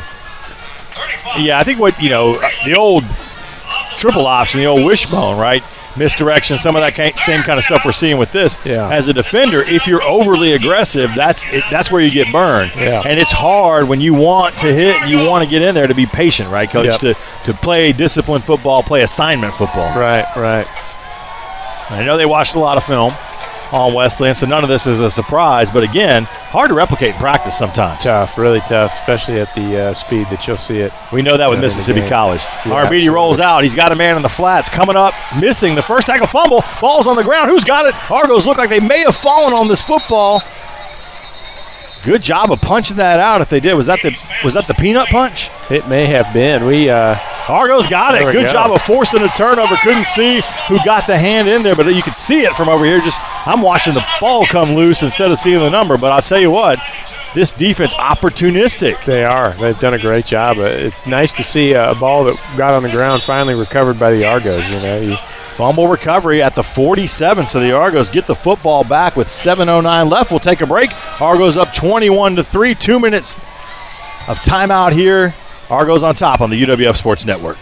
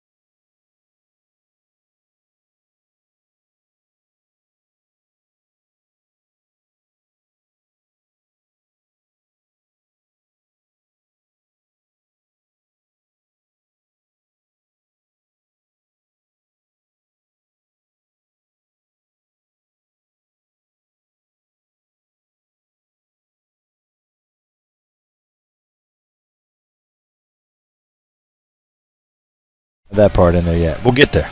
Team stats is where we're going now. A little bit of movement up front. Not a flag, and we're going deep. Pee Wee Jarrett's got a man down the side. Touchdown, Argos. Man. We were just saying, Coach Shoemaker and I were just saying we got to take a deep shot, and that when is it going to happen? And I would have done it last drive, but we do it this drive. Caleb Nobles channeling Pete Shinnick, and let's go deep. Yeah, no doubt. There's the big arm of Pee Wee Jarrett right there. I thought there was some motion in the line before the snap, but no flags, no whistles, and the Argos hit it deep. Pee Wee Jarrett, like you can see the replay right here. Jarrett, that's his arm strength, and you just – if you get some separation, Pee Wee Jarrett's going to find it, and the Argos go up top and find pay dirt. Yeah. It looked like maybe a Panther defensive lineman might have taken a quick jump there. And there's the big arm of Pee Wee Jarrett. Wasn't quite sure it was. We're watching because we're at a different angle, so we can kind of see the line of scrimmage, right in front of us. And I was like, something happened before the snap, but hey, Coach Caleb Nobles told us, at the half, he'd trust Pee Wee Jarrett with his life and let him babysit his daughter. Well, he's going to let him throw the ball deep, too. And Jarrett goes with the bomb. Yeah. John Giles, 51 yards on the throw and catch for the touchdown. Ball was at the 49. That's how you come out of a turnover and immediately hit it. We've seen that before, Coach. Right. Yeah, that probably puts Pee Wee Jarrett at like 14 for 15 with like 200 yards and a touchdown. He is lighting it up and adding those yards, and all of a sudden it's a Pee Wee Jarrett type game. Yeah, where it really wasn't before. But so we were talking just to kind of about the fact that short passing game. Eventually, we were seeing it. We're seeing it here as we're analyzing the game. As the defenders are starting to creep up and creep up and creep up. And sooner or later, you got to take the top off, and the time was right. Yeah, absolutely. Griff Sarah, ball down once again. I think he's trying to hit the guys at the scissor lift. I really do. Yeah, he probably is. Puts it over the top of them. That one goes through. We're staying here for this one. So we got 7 minutes even left in the third quarter. It's 28-3 now. Got the momentum rolling on offense a little bit. I'm sure at some point, you will start thinking about, do we bring in maybe a backup quarterback, some other people just to get some experience, because you never know when you might need somebody. But it's one of those situations where I'm sure Pee Wee's like, let me get a couple more in. Right. Let me get a couple more possessions in. Yeah, definitely. It's that could have been the play that kind of changed the game right there. A little back-to-back turnover and capitalizing it. But it kind of has been a good overall, team game of football right here. Just definitely, you like to be up by this many points rather than that many points. And let's check in with Justin Patrick down on the sideline. Justin, what you got for us? Beautiful ball there by Byron Jarrett, of course, but Coach Noble staying in game mode. Of course, this game for UWF, not a conference game, a lot of rust they got to knock off. And right there, 2 players come off the bench. Coach Noble is something that he's going to address and fix later on going in the year, because we can't have that going into conference games and the more competitive games later on in the year. Yeah, you noticed, and what Justin's talking about there was a penalty call. Thank you, Justin, right there. After the celebration, everybody wants to get out there and celebrate after the 51-yard bomb, but now you're kicking the ball off from your 20, right? Which, it puts some decent field position for the other team. Yeah, Coach, you coach special teams. I mean, that's you don't want that. No, you don't want that at all. Just getting that 15-yarder. There's nothing worse than kicking from your own 20. It's tough, man. Hey, that drive, I can do that drive summary. One play, 51 yards, Pee Wee Jarrett to John Giles on the touchdown. It took just a couple seconds off the clock. That one I got. Logan Gregory's like, this is like that drive when you're out on the golf course where you can pull back and hit everything you've got into that club. Ooh, return is on. Big hit right Boy, there. big hit, middle of the field. The Argos, it's going to be decent field position for Kentucky Wesleyan, but you can feel it now. There's a little bit of talking going back and forth between the two teams as the Argos lead this thing 28-3 with 6:52 left. Yeah, you're looking at the replay. That's a pop. Like a missile on that one. See, now that we have the 22, who was that? Now that we have the jumbo board, we have the opportunity to see some of the replays, which is awesome. Chester, CJ. We call him CJ Fear. Yeah.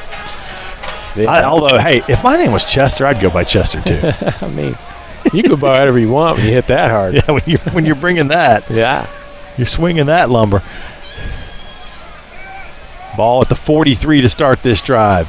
Little running play to the right. Argos get there and chop it down pretty quick. Yeah, you kind of feel like, if you're Kentucky Wesleyan and Coach Young, you really haven't shown the offensive propensity to put points on the board in a hurry to try to get back into this game. So it's kind of like, maybe if you're in their shoes, Coach, let's keep doing what we want to do, what our game plan is, and we're kind of prepping for next week. Not that they're giving up on the game yet, but we're not going to try to do the things that aren't in our DNA. Yeah. You don't want to abandon what you do, but you got to at some point here try to start scoring some points. It's not on that play. As they hand the ball off again on a 2nd and 1. Sometimes I can bite you too if you. Yeah, John McMullen. There's that man again, number 5 in the middle of that line, just causing problems for people. Well, guys were in the backfield. Yeah, I was right off the snap, and just kind of dominating the line of scrimmage there on defense. When it's 3rd and 2 here, big play for the Argos. When the other team's going to pass, for example, you pin your ears back and rush. But if they're only running, then all of a sudden as a defender, you're like, okay, we're jumping into these lanes. We're going to try to get in the backfield before you can go anywhere and plant you. So I kind of like that. If you're a linebacker or a D lineman, this is your kind of game. Yep. This one, right up the middle. What did I just say? And we're coming to get you. Yeah. And the Argos bring the pressure a little bit. What a play. 3 or 4 guys on a jailbreak. Yeah, it looked like somebody parachuted in right here. Look right here. I mean, somebody jumped in. Yeah. They tell you not to leave your feet because the guy might juke you and get around you, but I think it scared Armenia a little bit. Yeah. Didn't know where that came from. So the Argos forced that back, a loss of 8, 4th and 11, and it's going to force another punt. That drive just, they went. It's kind of like when you got a new driver, a kid that's driving. Go forward a little bit, and then all of a sudden you're in reverse, and you're like, wait, whoa, don't hit a tree. Right. No, this defense has been in attack mode all night. They've been getting after the quarterback in passing situations and getting after the run game. They're doing a great job right now, and they've done a fantastic job of finishing drives, whether it's getting fumbles or picks. It's been a great job. You've been in a lot of halftime locker rooms, and we moved through this one and heard a little bit of what they were saying. Interesting. I always see okay, when we come back out, what's the energy, what's the intensity like?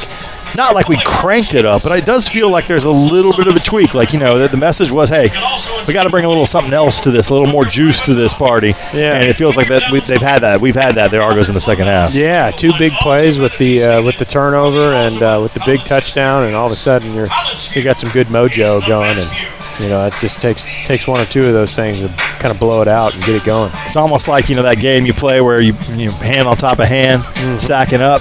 So the defense does something good, the offense hits something good. Now the defense comes back out, forces a 4th and 11. Let's see the offense. Yeah, get to it next. Back to punt. Is he lefty? That thing's up high and hung in the air. It's going to take a Wesleyan bounce. It's going to be down to about the 10-yard line. So that penalty on the extra point or after the touchdown enforced on the kickoff. Nice job by the defense, but this is where that pays off. All of a sudden, now you're starting at your 10 because they were starting near midfield. So if I'm Pee Wee Jarrett, Coach, I got 90 yards to go. Let me pad some stats. Let's do this thing. Yeah, no doubt.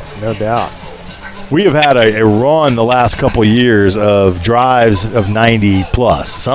Remember a 99-yard drive or two. We've had some in the Austin Reed days, and so it's and it could be one play, like we saw. You weren't with me on the road last year, but chunk one to David Durden from your own end, and all of a sudden he's off to the races, and they've got those kind of guys out here. You could throw one to KJ over here, and all of a sudden it's gone. No, for sure.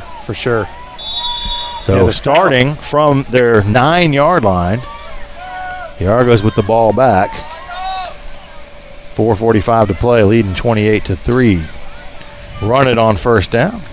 Sometimes when you're in your own end, as they say, shadow of your own goalpost, you try to create a little space. Yeah. They hand it off to Jalen Boosie, and he picks up a first down. Good job staying square on the run, and just kind of good vision there. I don't know. I'm trying to think of any game that I've done, high school, college, few NFL games where a team comes to Florida in September, early September, and they're from somewhere northerly. Kentucky's not too far north, but at some point, usually third quarter, fourth quarter, I don't care how hydrated you are. I don't care how in shape you are. You have not been in this humidity.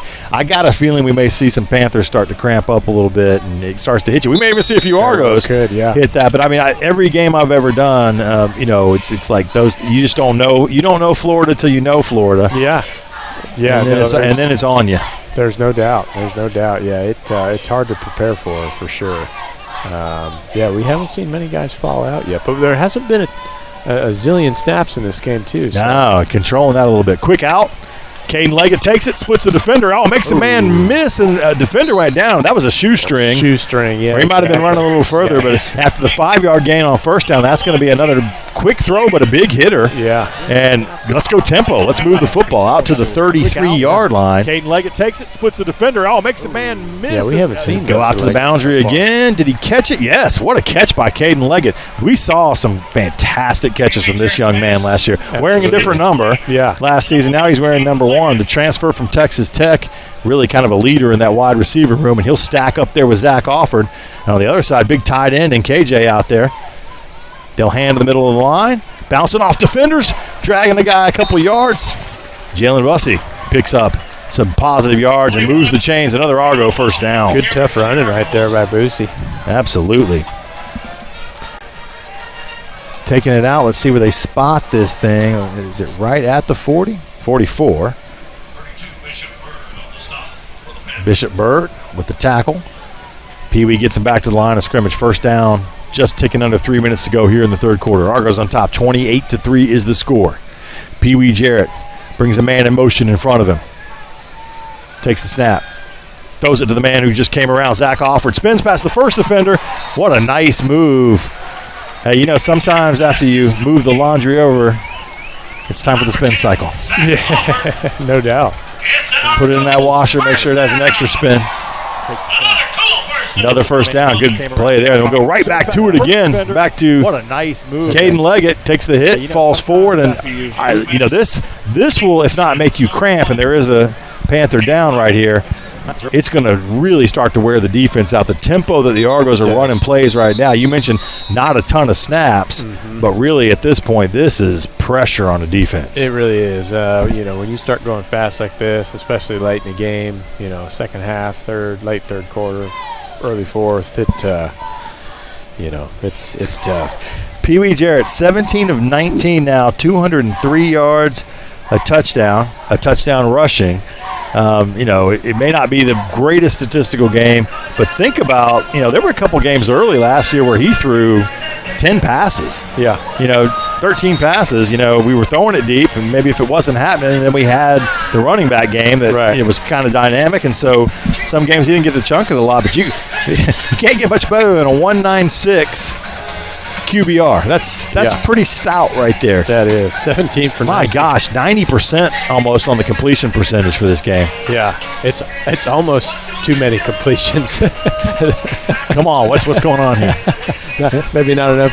Well, one of them was a miscommunication, we think, receiver, where just threw it wide of him, and the other was a John Giles drop. Yeah. He really should only have one incompletion right now. Whistles come in, flags fly before the play here. You're totally right. We really only should have one. It seems to really fit him well, just going fast and throwing this stuff, and Coach Hubble's doing a good job. Offside on the defense. This is where you start knowing a defense is tired. Yeah. Little things like that kind of rolling in. So 5 yards of free, and it's going to set up a 2nd and 1 here from the 34. As the Argos have started this drive at their own 9-yard line, they're already down to the Panther 34.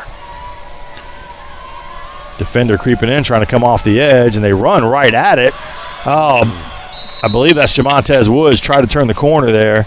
And that's the turf monster. That was. And I don't know, again, we heard Justin kind of say this turf is a little spongy with the rain earlier. That's a tough one. But yeah, it looked like he tried to plant and turn upfield there, and it just and the turf said, no, sir. Yeah, not going to happen.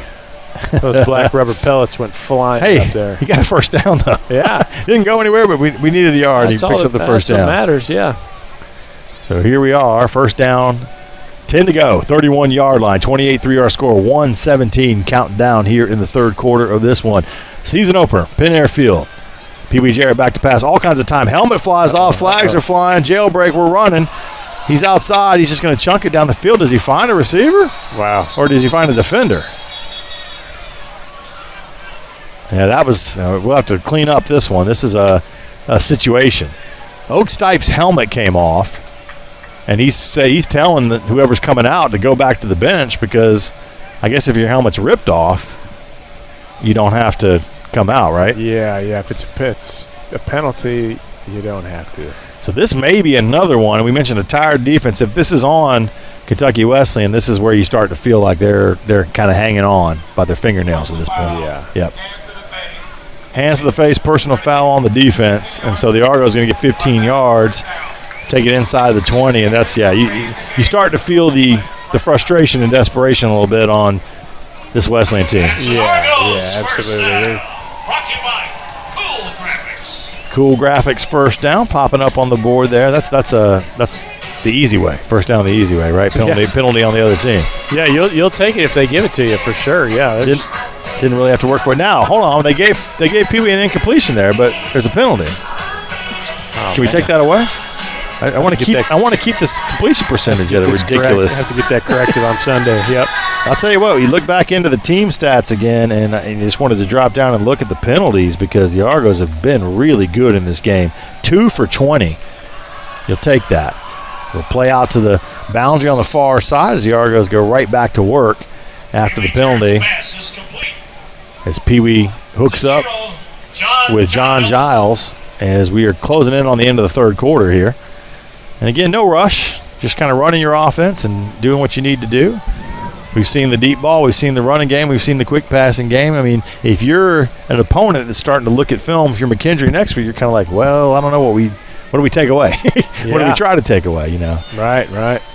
Maybe if I think Wesleyan, has kind of got in and we're going to take the run away. As Jarrett runs, flags come flying, bounces it to the outside before he's taken down.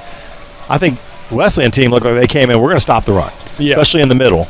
And Caleb Nobles in the chess game says we'll throw it out, quick outs, and kind of use that as a running game. And then now they've gone up over the top, and good progression. Nice to see this offense. It's almost like watching it develop and grow right in front of us. Yeah, no doubt. Week 1.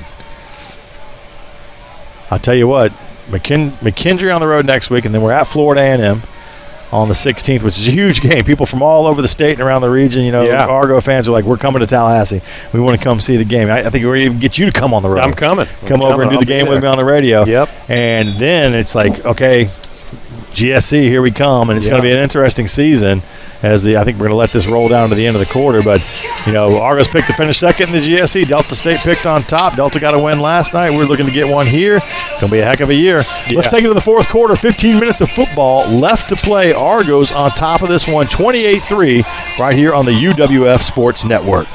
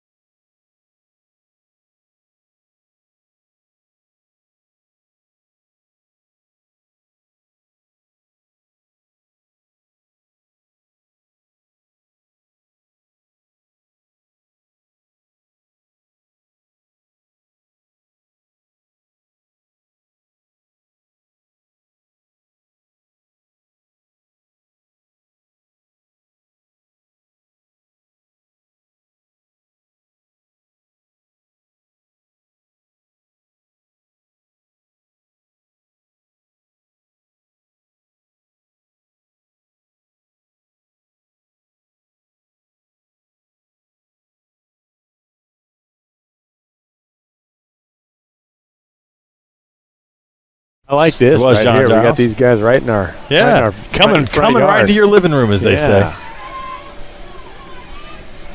So here we go. 3rd and 13 now from the 20-yard line.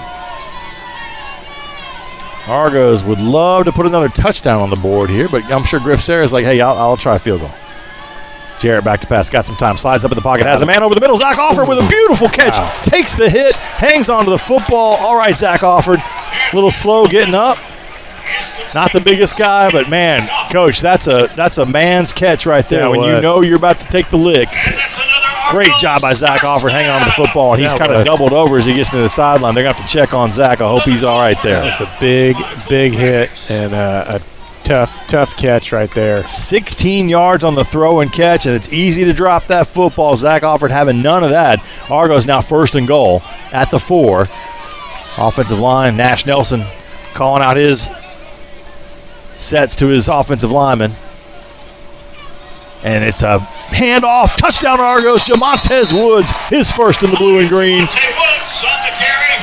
Argos cap off a very nice drive. They started at their own 9 in the 3rd quarter by going on the length of the field. Jamontez Woods finds the end zone, and the Argos really put the stamp on this football game. Good to see that. Yeah, great finish to that drive right there. After this extra point, probably be up. Yeah. I was about to say, Nash Nelson calling out Lenny Ricky in the middle of that offensive line. Good job by that front of opening a big hole for Jamontez Woods to slide right through. Great job right there. On for the extra point. Kick is up, and it is good.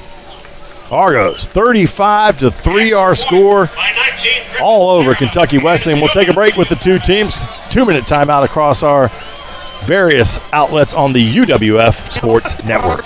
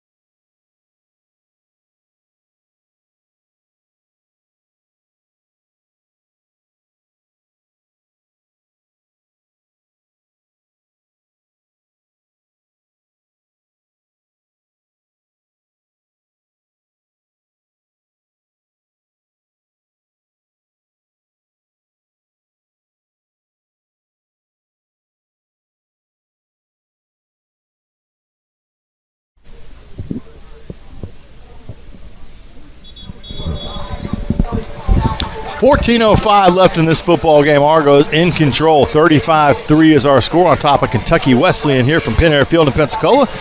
Will Kennedy and Coach Kyle Shoemaker. Coach Shoe in the house. So when you're down there on the sideline or you're up in the press box in the coach's booth in the press box, coach, and it's 35-3 with 14 minutes to play. Yeah. How do you keep the energy flowing? You know, the press box is more akin to like a library. It is like very quiet up there. Not in 2019 when they were next to me and I'd be broadcasting and the coaches were in the booth next to me. I got those guys pounding on the windows, Matt Mendez and those guys like trying to talk to me through the thing. It was a lot of fun. Oh yeah. On that run. The GAs are always, you never know what you're going to get, but the feeling on the sideline is totally different. The energy on the sideline totally different than being up in the box. It's a completely different experience. Just trying to keep everybody in the flow, and we got a little. This is what we're talking about. You don't want this when one team gets really far ahead, and the other team's got a long bus ride home. Yep, it can get a little chippy. That's true. Yep. You want to keep all that. So some football to play still with 14:05 left, obviously, and you don't want to take anything for granted, but you do start, maybe to start thinking a little bit as a fan and otherwise about McKendree next week. It's a long trip, one of the longer ones we're ever going to take. Yeah.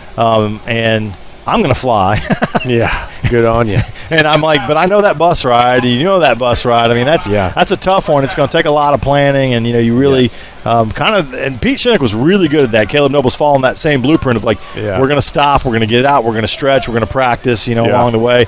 You really don't want your guys too long on the bus without getting off. Totally, yeah. There's an art to traveling in Division II when you got those long bus rides because you really can. You could lose a game by traveling. Somebody got hit, but that wasn't the ball carrier. And then nice little run upfield as Armidi kept it and turned it upfield.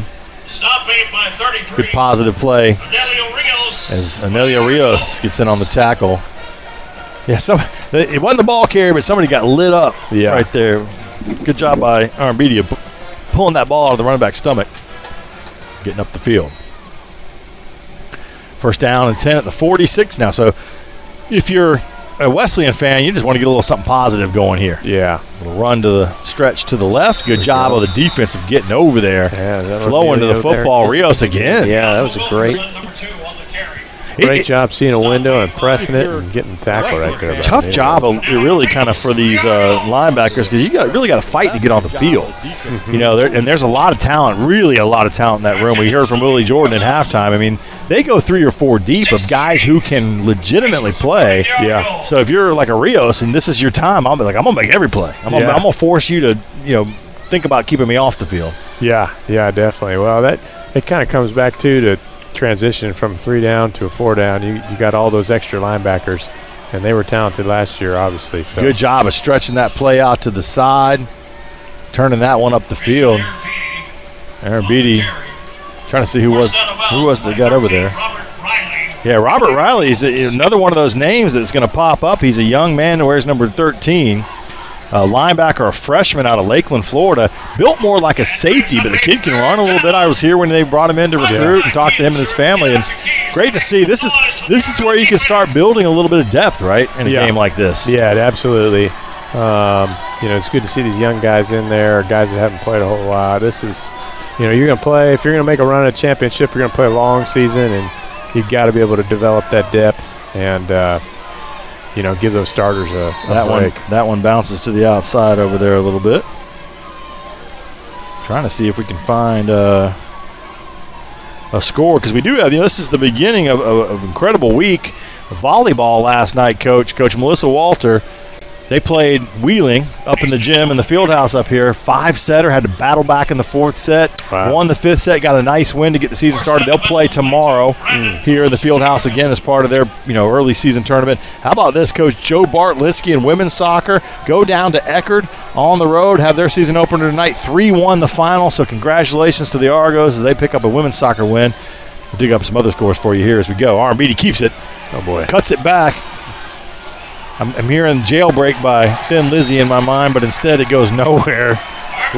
Coach, we talked about assignment football on a 4th down play to not lose him and to keep him from picking up those 2 yards, and that's as good as a fumble or an interception. It is. It's great pursuit by the defense, too. Sometimes you get those guys sticking their foot in the ground on offense and reversing field, and if you're not disciplined, sometimes they can sneak one by you, but great job by the Argos defense, especially those young guys. Right at midfield, they'll force the ball over on downs, and the offense will come back out with an opportunity. Men's soccer at Tampa tomorrow, and then cross-country running up in Oxford, Alabama to get their season going here. And, of course, football here tonight. So, fall sports underway across the board for the University of West Florida. Oh, boy. Nice little play. Pushed up the field. I'm trying to see. Mike Rich Jr., I believe, is in the game, Coach. Yep, he is. Coming in at quarterback. Jalen Boosie runs that one up the field. Big gain on first down as the Argos gashing it a little bit here. Moving the chains on a first down. Gain of 16 on the carry. Rich back to throw. Quick out.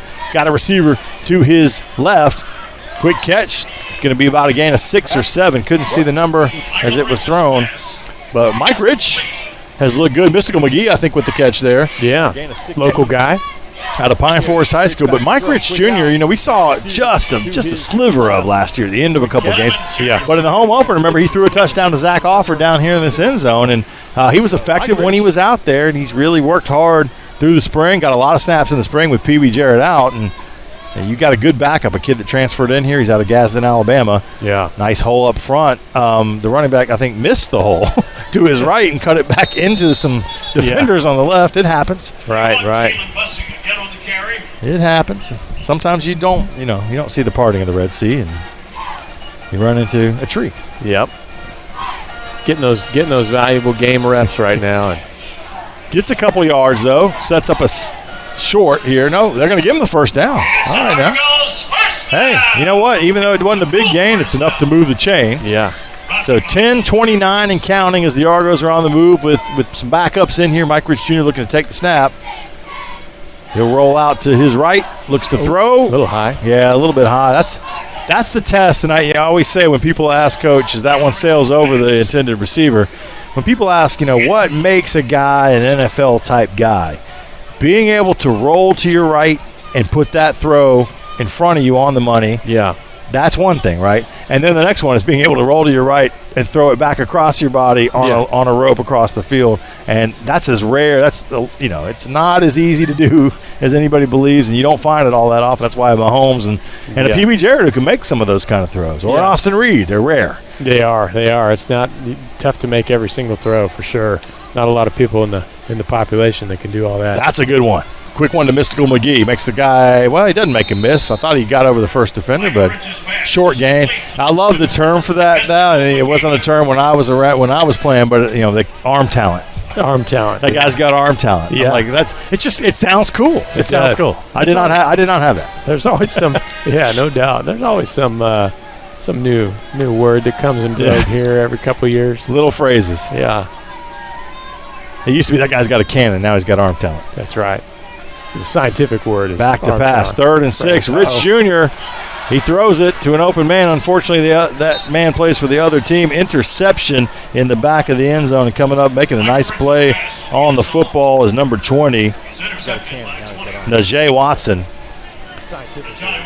And that's going to end up being the first turnover for the Argos of the season. And it doesn't hurt them all that bad because it happens in the end zone. It'll come out as a touchback. But, it's frustration if you're Mike Rich Jr. Yeah. You're trying to put one on the receiver there and have it be a touchdown. But hopefully a teaching moment, a learning moment. Yeah, definitely. It looked like just a touch early on that corner out. Receiver wasn't quite ready for it. And just a little off target there. And hopefully, like you said, good learning lesson. Love to see it. Coach Nobles is, patting him on the head, talking to him, and I saw Mike Rich talking with the receiver there. Looked like he was saying, "Hey, if you do this and make that move," and so again, maybe just early in the season, sometimes the route is not quite, and the throw is not quite. It's just not there yet. Getting everybody on the same page. 9:25 to go. They'll start at the 20. Armbidi back to pass.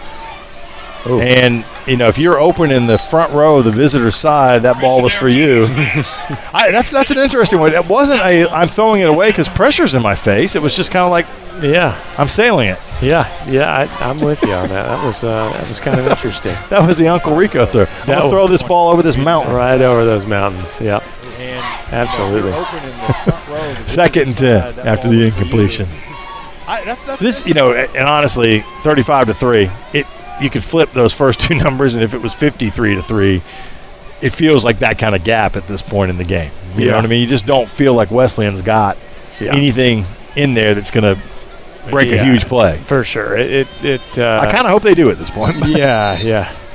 Whistle before the snap. We were cooking for a minute there, and now it's 8:35, and it's like, come on. Yeah. Last year, I'll tell this story. I think we talked about it. If you were listening to our first game broadcast last year, it was out of hand before halftime. What? And somebody up in the press box came up and said, hey, we're going to play the second half with a running clock. And you and I were like, what? Yeah. Never heard of that in my life. That's right. And I think it was the other team wishfully thinking Yeah. we were going to roll in a running clock, but it did not happen. And so we ended up suffering that was like through a long second half. An NAI rule or something like that. That was maybe somebody proposed that or something. That's right. I forget. All I remember from that game was Pee Wee Jarrett throwing like a 72-yard ball that went. That was like probably a punt. mile. Yeah, like it was literally. It was one like of the longest throws yeah. I've ever seen in a game. It was somewhat unbelievable. I think it was to leg it, but it was unbelievable. Yeah. And was that the one where it was like there was a penalty, so it was a free play, and he just chunked it? Yeah. Oh my gosh. We were both like, what? R&B, nice little throw out towards the sideline. Finds a receiver over there, and a bunch of Argos close up. The ball gets stripped out. It's Jarrell Kidd, who's a defensive lineman, has it in his arms. So that was something. It looked like it looked like he got popped out as he was going down. His knee was down, and then it got stripped. Get ready for this next play, and we're gonna check in. And we're gonna check in here in a second with Justin, but let's get this play in here. Justin Patrick down on the sideline. R&B with a 3rd and 3. Argos with a chance to snuff this drive out. He rolls out to his right, chunks it deep in the vicinity of a defender, but nobody really there. So that's going to bring up a 4th and 3 from their own 27. Are we bringing the punter out, Coach, or are we?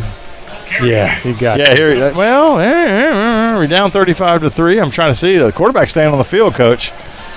I'm not quite sure about this. This is a risky play. No doubt. Risky move. Let's just see. A wise man once said you don't have to lose by 50 if you don't want Yeah. to. But my opinion would be punt, but They're pulling together here. I'm not quite sure. Did R&B stay out there? Yeah, he's there. And they're going to go for it. 4th and 2 at the 28. oh boy. Argos just turned him over on a 4th down play last time. R&B rolls out. He's going to get it. Gets loose. This might be a big, well, not a huge play, but it's good enough for the first down. Let's check in with Justin Patrick down on the sideline. Justin, what you got? Michael Rush Jr., first time on the field this season, was looking for KJ Franklin on that route and threw an interception. Talking to Cade Leggett on the sideline, his teammates trying to bring him down and talk him out of like high emotions right there.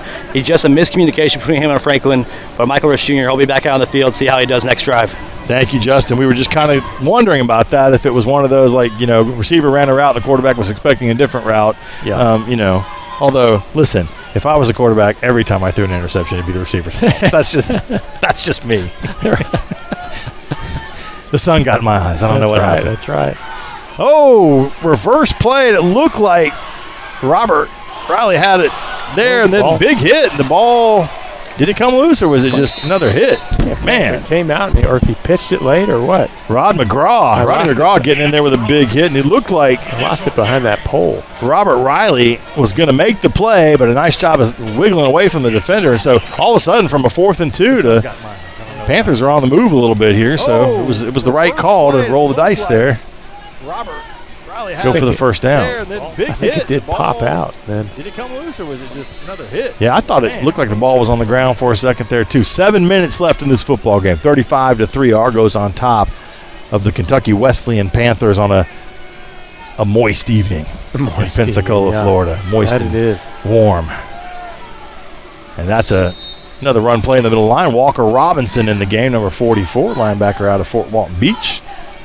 Transfer in here as well. So you're getting to see the depth of this defense, of this team on both sides of the football a little bit. It's nice. It's nice to get a win and have it be a comfortable win where you're not sweating it till the end. But also, I mean, I don't mean this in a negative way at all, but it's nice to have some things go wrong, right, as a coach, so you can pull everybody in and we can talk about these things and work on the things we need to work on. If you just roll somebody and it's easy for the players to think, well, we got this. Yep. Yeah, your biggest improvements as a football team typically come between week 1 and week 2 because there's so much to coach off of from week 1. So you need some mistakes too to coach up. You don't want it to be all hadn't been too bad at all. No, there's been a couple little things like some miscommunications, maybe an interception there, and a play or two here that didn't go the right way. Pee Wee Jarrett will close the door on him for the night. Not bad. 19 of 22, 230 yards, a touchdown. Also carried one in on the ground as well. Pee Wee's 5 carries, 18 yards with a score, actually net of 8 yards, but so 2 touchdowns, 230 yards passing, and that completion percentage off the charts. It's killer night for him statistically for sure. Great job. Don't know if we'll see John Giles again, but 4 catches, 75 yards and a touchdown, that 51-yarder. And I've been kind of talking, saying, hey, people have asked me, who's going to replace David Durden? I'm like, it's not going to be the same type of look, but John Giles can be that Durden-ish replacement, along with Caden Leggett, who's had a nice night as well. Not a bunch of yards, but 4 catches for 34 yards, doing some of that possession and receiving work. And we know what Caden can do; he can get deep too. So spreading the touches around a bunch there from a receiving standpoint, absolutely. C.J. Wilson, it ends up being okay. 9 carries, 39 yards, 4.3. Bussey's going to end up at 4.7. A little bit better running the ball in the second half. And Jake Dorn gets in there, makes a big stop. And we're going to take a timeout here. Red Hat is out there, 35-3 with 4:47 to play. We'll take a break, 2 minutes here on the UWF Sports Network.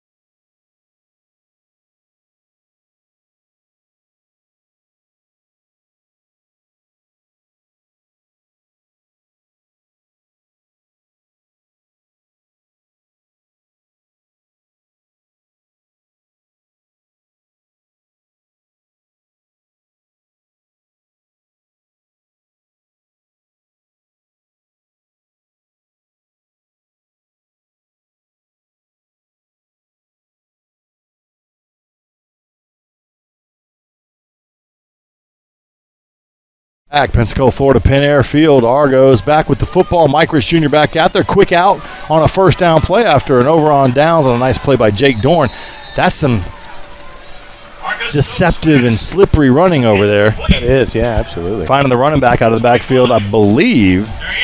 Yeah, Garcia getting in there, and nice to see him. And he's kind of Dario Garcia is more of that, kind of like a Shamari Mason and a Ravion Hargrove build-wise. Yeah. And so, but you saw it there, a little bit of those same kind of moves we've come to know and love the last couple seasons from our running backs. But they'll set it up here. First down. Nice gain on that first down play. Hand off middle of the line. Oh, wait a second. Hold on. Am I seeing something that I think I'm seeing? Binoculars, Coach Shue. Yeah. I'm going to him because I think that we may have a different quarterback in the game. 25. And it is. 3. Is that the? It is Marcus Stokes. The freshman. The freshman is in the game. Young Marcus Stokes getting his first opportunity out of St. Augustine, Florida. Highly recruited. At one point, Penn State, Florida, and some others. And found his way here to the University of West Florida. So Marcus Stokes gets his first action, and Coach. People have asked me about him through camp, especially. Yeah. And obviously, when you come out of high school and you've got that kind of hype around you, he didn't play on a great team his senior year, so he was having to do a lot, run a lot, and kind of busted plays and stuff. But he's got a quick release and a nice arm and an athletic build. He's going to get bigger and stronger. And great opportunity for him to get his first taste of college football right here. Yeah, I wonder if Caleb's like, hey, we're going to play these first game or two, and then we'll see. Yeah. Maybe redshirt you, but no, it's good to see him out there. Let's see if he can make something happen. Already has a nice pass to Garcia for a first down. Hands off middle of the line on a 2nd and 12. Doesn't get much going forward in the running game. Yeah, see it here. Not bad. Not bad to see. Get to see a bunch of new Argos in the mix as well. Yeah. Seeing some of the Kentucky Wesleyan folks walking back this way thinking it's a long road back to Kentucky. Let's see. I'm taking a look. McKendree next week. That's the opponent next week. They play tomorrow. They are at Tiffin University. And up in Tiffin, Ohio. I watched a little bit of their game last year. Tiffin kind of put it on them a little bit. Actually, you know what? I take that back. I watched Tiffin highlights. His nice completion by Stokes over here to the side. I watched Tiffin take on this team, Kentucky Wesleyan, last year. Tiffin kind of put a hurt on Kentucky Wesleyan. So it'll be interesting to see what Tiffin does with McKendree tomorrow. Yeah. And get a little bit of a feel. So another first down for the Argos. Marcus Stokes putting the football on the receiver there. Over here to the side. I watched first down. What I haven't seen tonight is Jared Smith, who is back in practice. He's been injured, so maybe not playing tonight, but he's another receiver that'll be in the mix, and we remember some of the big plays he's put up. Back to it here. Stokes takes the snap. Looks out. Quick throw. Tipped up in the air. Tip drill. Oh, how does nobody intercept that, Coach? Oh, man, that was – wow. Gift from God, as they say, for the UWF About 3 quarterback. Panthers had an opportunity to intercept that football, and none of them came down with it. Yeah, took just a little bit long there to throw the little slip screen and that hesitation. Well, he drilled it in there, and it went off the receiver's hands. I mean, you got to catch that. But we used to do that drill. You had to yell Oski when that ball was up in the air. Yeah. Somebody had to go get it. That's a missed opportunity for an interception right there. Some nights it's just like that. Kentucky Wesleyan's finding out. Nice little play here. Stokes in the middle of the field, a little spin move. As everybody kind of looked one way, Stokes was cutting it back the other way. Good pickup. Moving. Yeah, he can run. He can definitely run a little bit. Let's see what. That was a nice, quick little juke right there. Yeah, he picks up some good yardage. He's going to set up a 3rd and short. Maybe 3rd and 1, 3rd and 2 here. As the Argos have moved the football on this drive. Of course, ended the last drive, interception in the end zone, maybe keeping some points off the board, but under a minute and a half to play. Stokes hands it off, middle of the line. Good push up front. I think they're going to pick up the first down. They will. Another first down for the Argos. And I'm seeing the cramps now, Coach. I'm looking at a couple of the guys kind of hobbling around a little bit for Kentucky Wesleyan to get up. So good opportunity for Marcus Stokes and company to get it out there, some of these young guys. Yeah, 1, maybe 2 plays left in this one. Yeah, not a whole lot of time left. I mean, Coach Nobles, I'm sure, keep it classy, but you do want, you can't tell your third-string guys don't try to score. Yeah. If they get an opportunity. But they'll just, Stokes keeps it. Plenty of room to run. And you know what? It's going to be touchdown Argos. Marcus Stokes, his first score in the blue and green. And you see the talent there. There's a flag coming in late, but I think it's going to be celebration. Coach, there was nobody around him. There's nobody in the zip code. That's just a nice little zone read play there. Somebody's supposed to be chasing that quarterback, and there was nobody, and Stokes made him pay. Touchdown Argos again, and you said there's probably time for 1 or 2 more plays. They only needed 1 as he rolls that thing in from 30 yards out.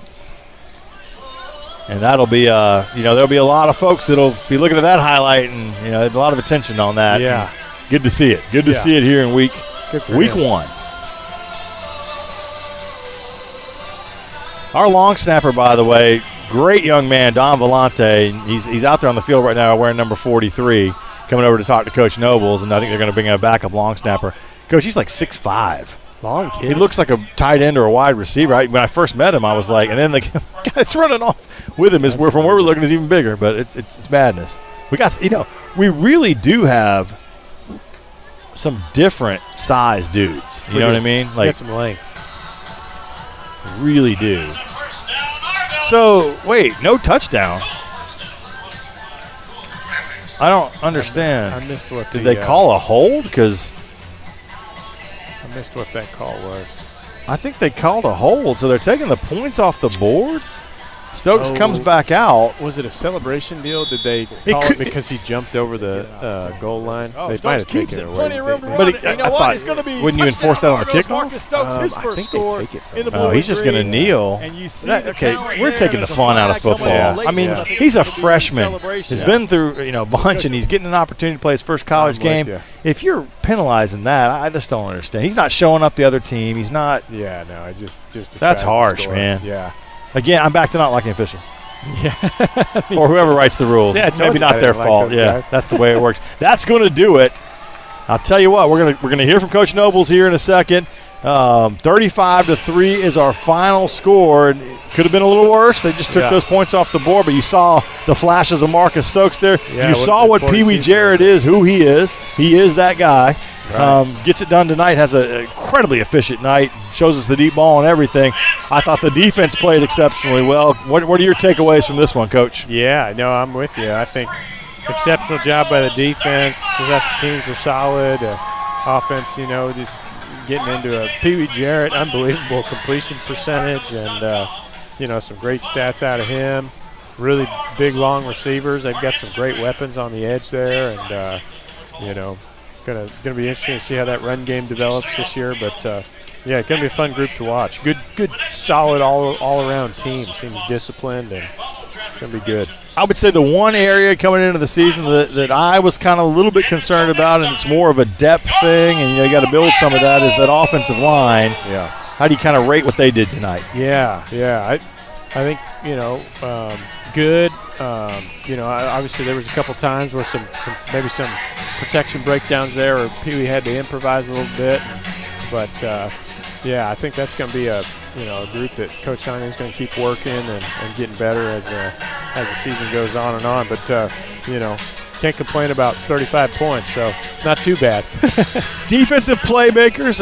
John McMullen, we called his name several times. We saw, obviously in the back, Virgil Lemons the third interception, made a couple other plays too, and even in the return game. Yeah, we've had, obviously we've had some great athletes. Your guy DeAnthony Bell is, congrats to D Bell, who's made his second season in the NFL with the Cleveland Browns. But we really haven't had, maybe the last couple of years on that back end, the kind of physical playmakers and some of those guys, long corners. So there's a little different look in the DB. Yeah, they played noticeably physical tonight. I thought those guys on the edge were not afraid to take on blocks and go make physical plays and make tackles. That was a great job. I think a little bit different the way it's working. The two teams getting together at the middle of the field. Justin Patrick's there trying to wrangle Coach Caleb Nobles for us, and we'll hang for that for just a second.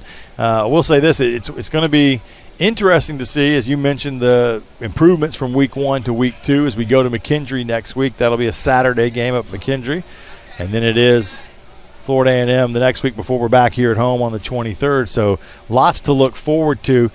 Number 7 team in the country coming in, the Argos are. There's hype, and I know, Coach Nobles will tell you, and I kind of feel the same way. It doesn't matter. It doesn't matter the ranking, especially in a division where you're playing to try to make a playoff, and all that matters is where you finish at the end. But, players, right, you've been around a ton of them. They know that. They see the numbers. They know, they know that they're ranked high. They know, and as a coach, right, you use that to say, hey, people are coming to take a shot at you. Right. Yeah, no, there's, the Gulf South, especially as you get into that, it's, it's tough every week, as you know, and, we've got big road game next week, and then playing an FCS opponent the week after that. We're gonna have our hands full every week. So it's gonna be a fun one to watch for sure. No, I think the Gulf South Conference. We say it with affection. It's the SEC. It is. of Division II football, and you know what you're going to get. We talked earlier in the broadcast as we're kind of waiting to get Coach Nobles down here real quick. Taking a look at some of those scores from yesterday, and you had some good wins across the Gulf South Conference and a couple tough losses as well, but you expect Delta to be good. They got a nice win. West Georgia sneaking in there and picking up a nice win. And they want to take a team picture. That's a new thing they're going to do is take a big team photograph after each win. That's a new tradition Coach Caleb Nobles wants to roll in. So they're all kind of lining up here. After the alma mater, this is, we got Kentucky Wesleyan's going to come down. They're going to take a picture. But I think we missed the part where Coach Nobles was supposed to come to the interview before. So we're going to wrap. We apologize. We were hoping to get to Coach Nobles. We'll get some stuff out on social media for you. Coach, appreciate it. Hey, man. Week 1. We'll do this again next week. Coach is going to hang with me for a little bit for the radio post-game show. But we are wrapping it up here on Your View and Flow Sports. Radio audience, stick with us. We'll have a little bit of a post-game show. We'll take a break on the radio for all of us on the TV side. We'll see you next time. And as always, go Argos.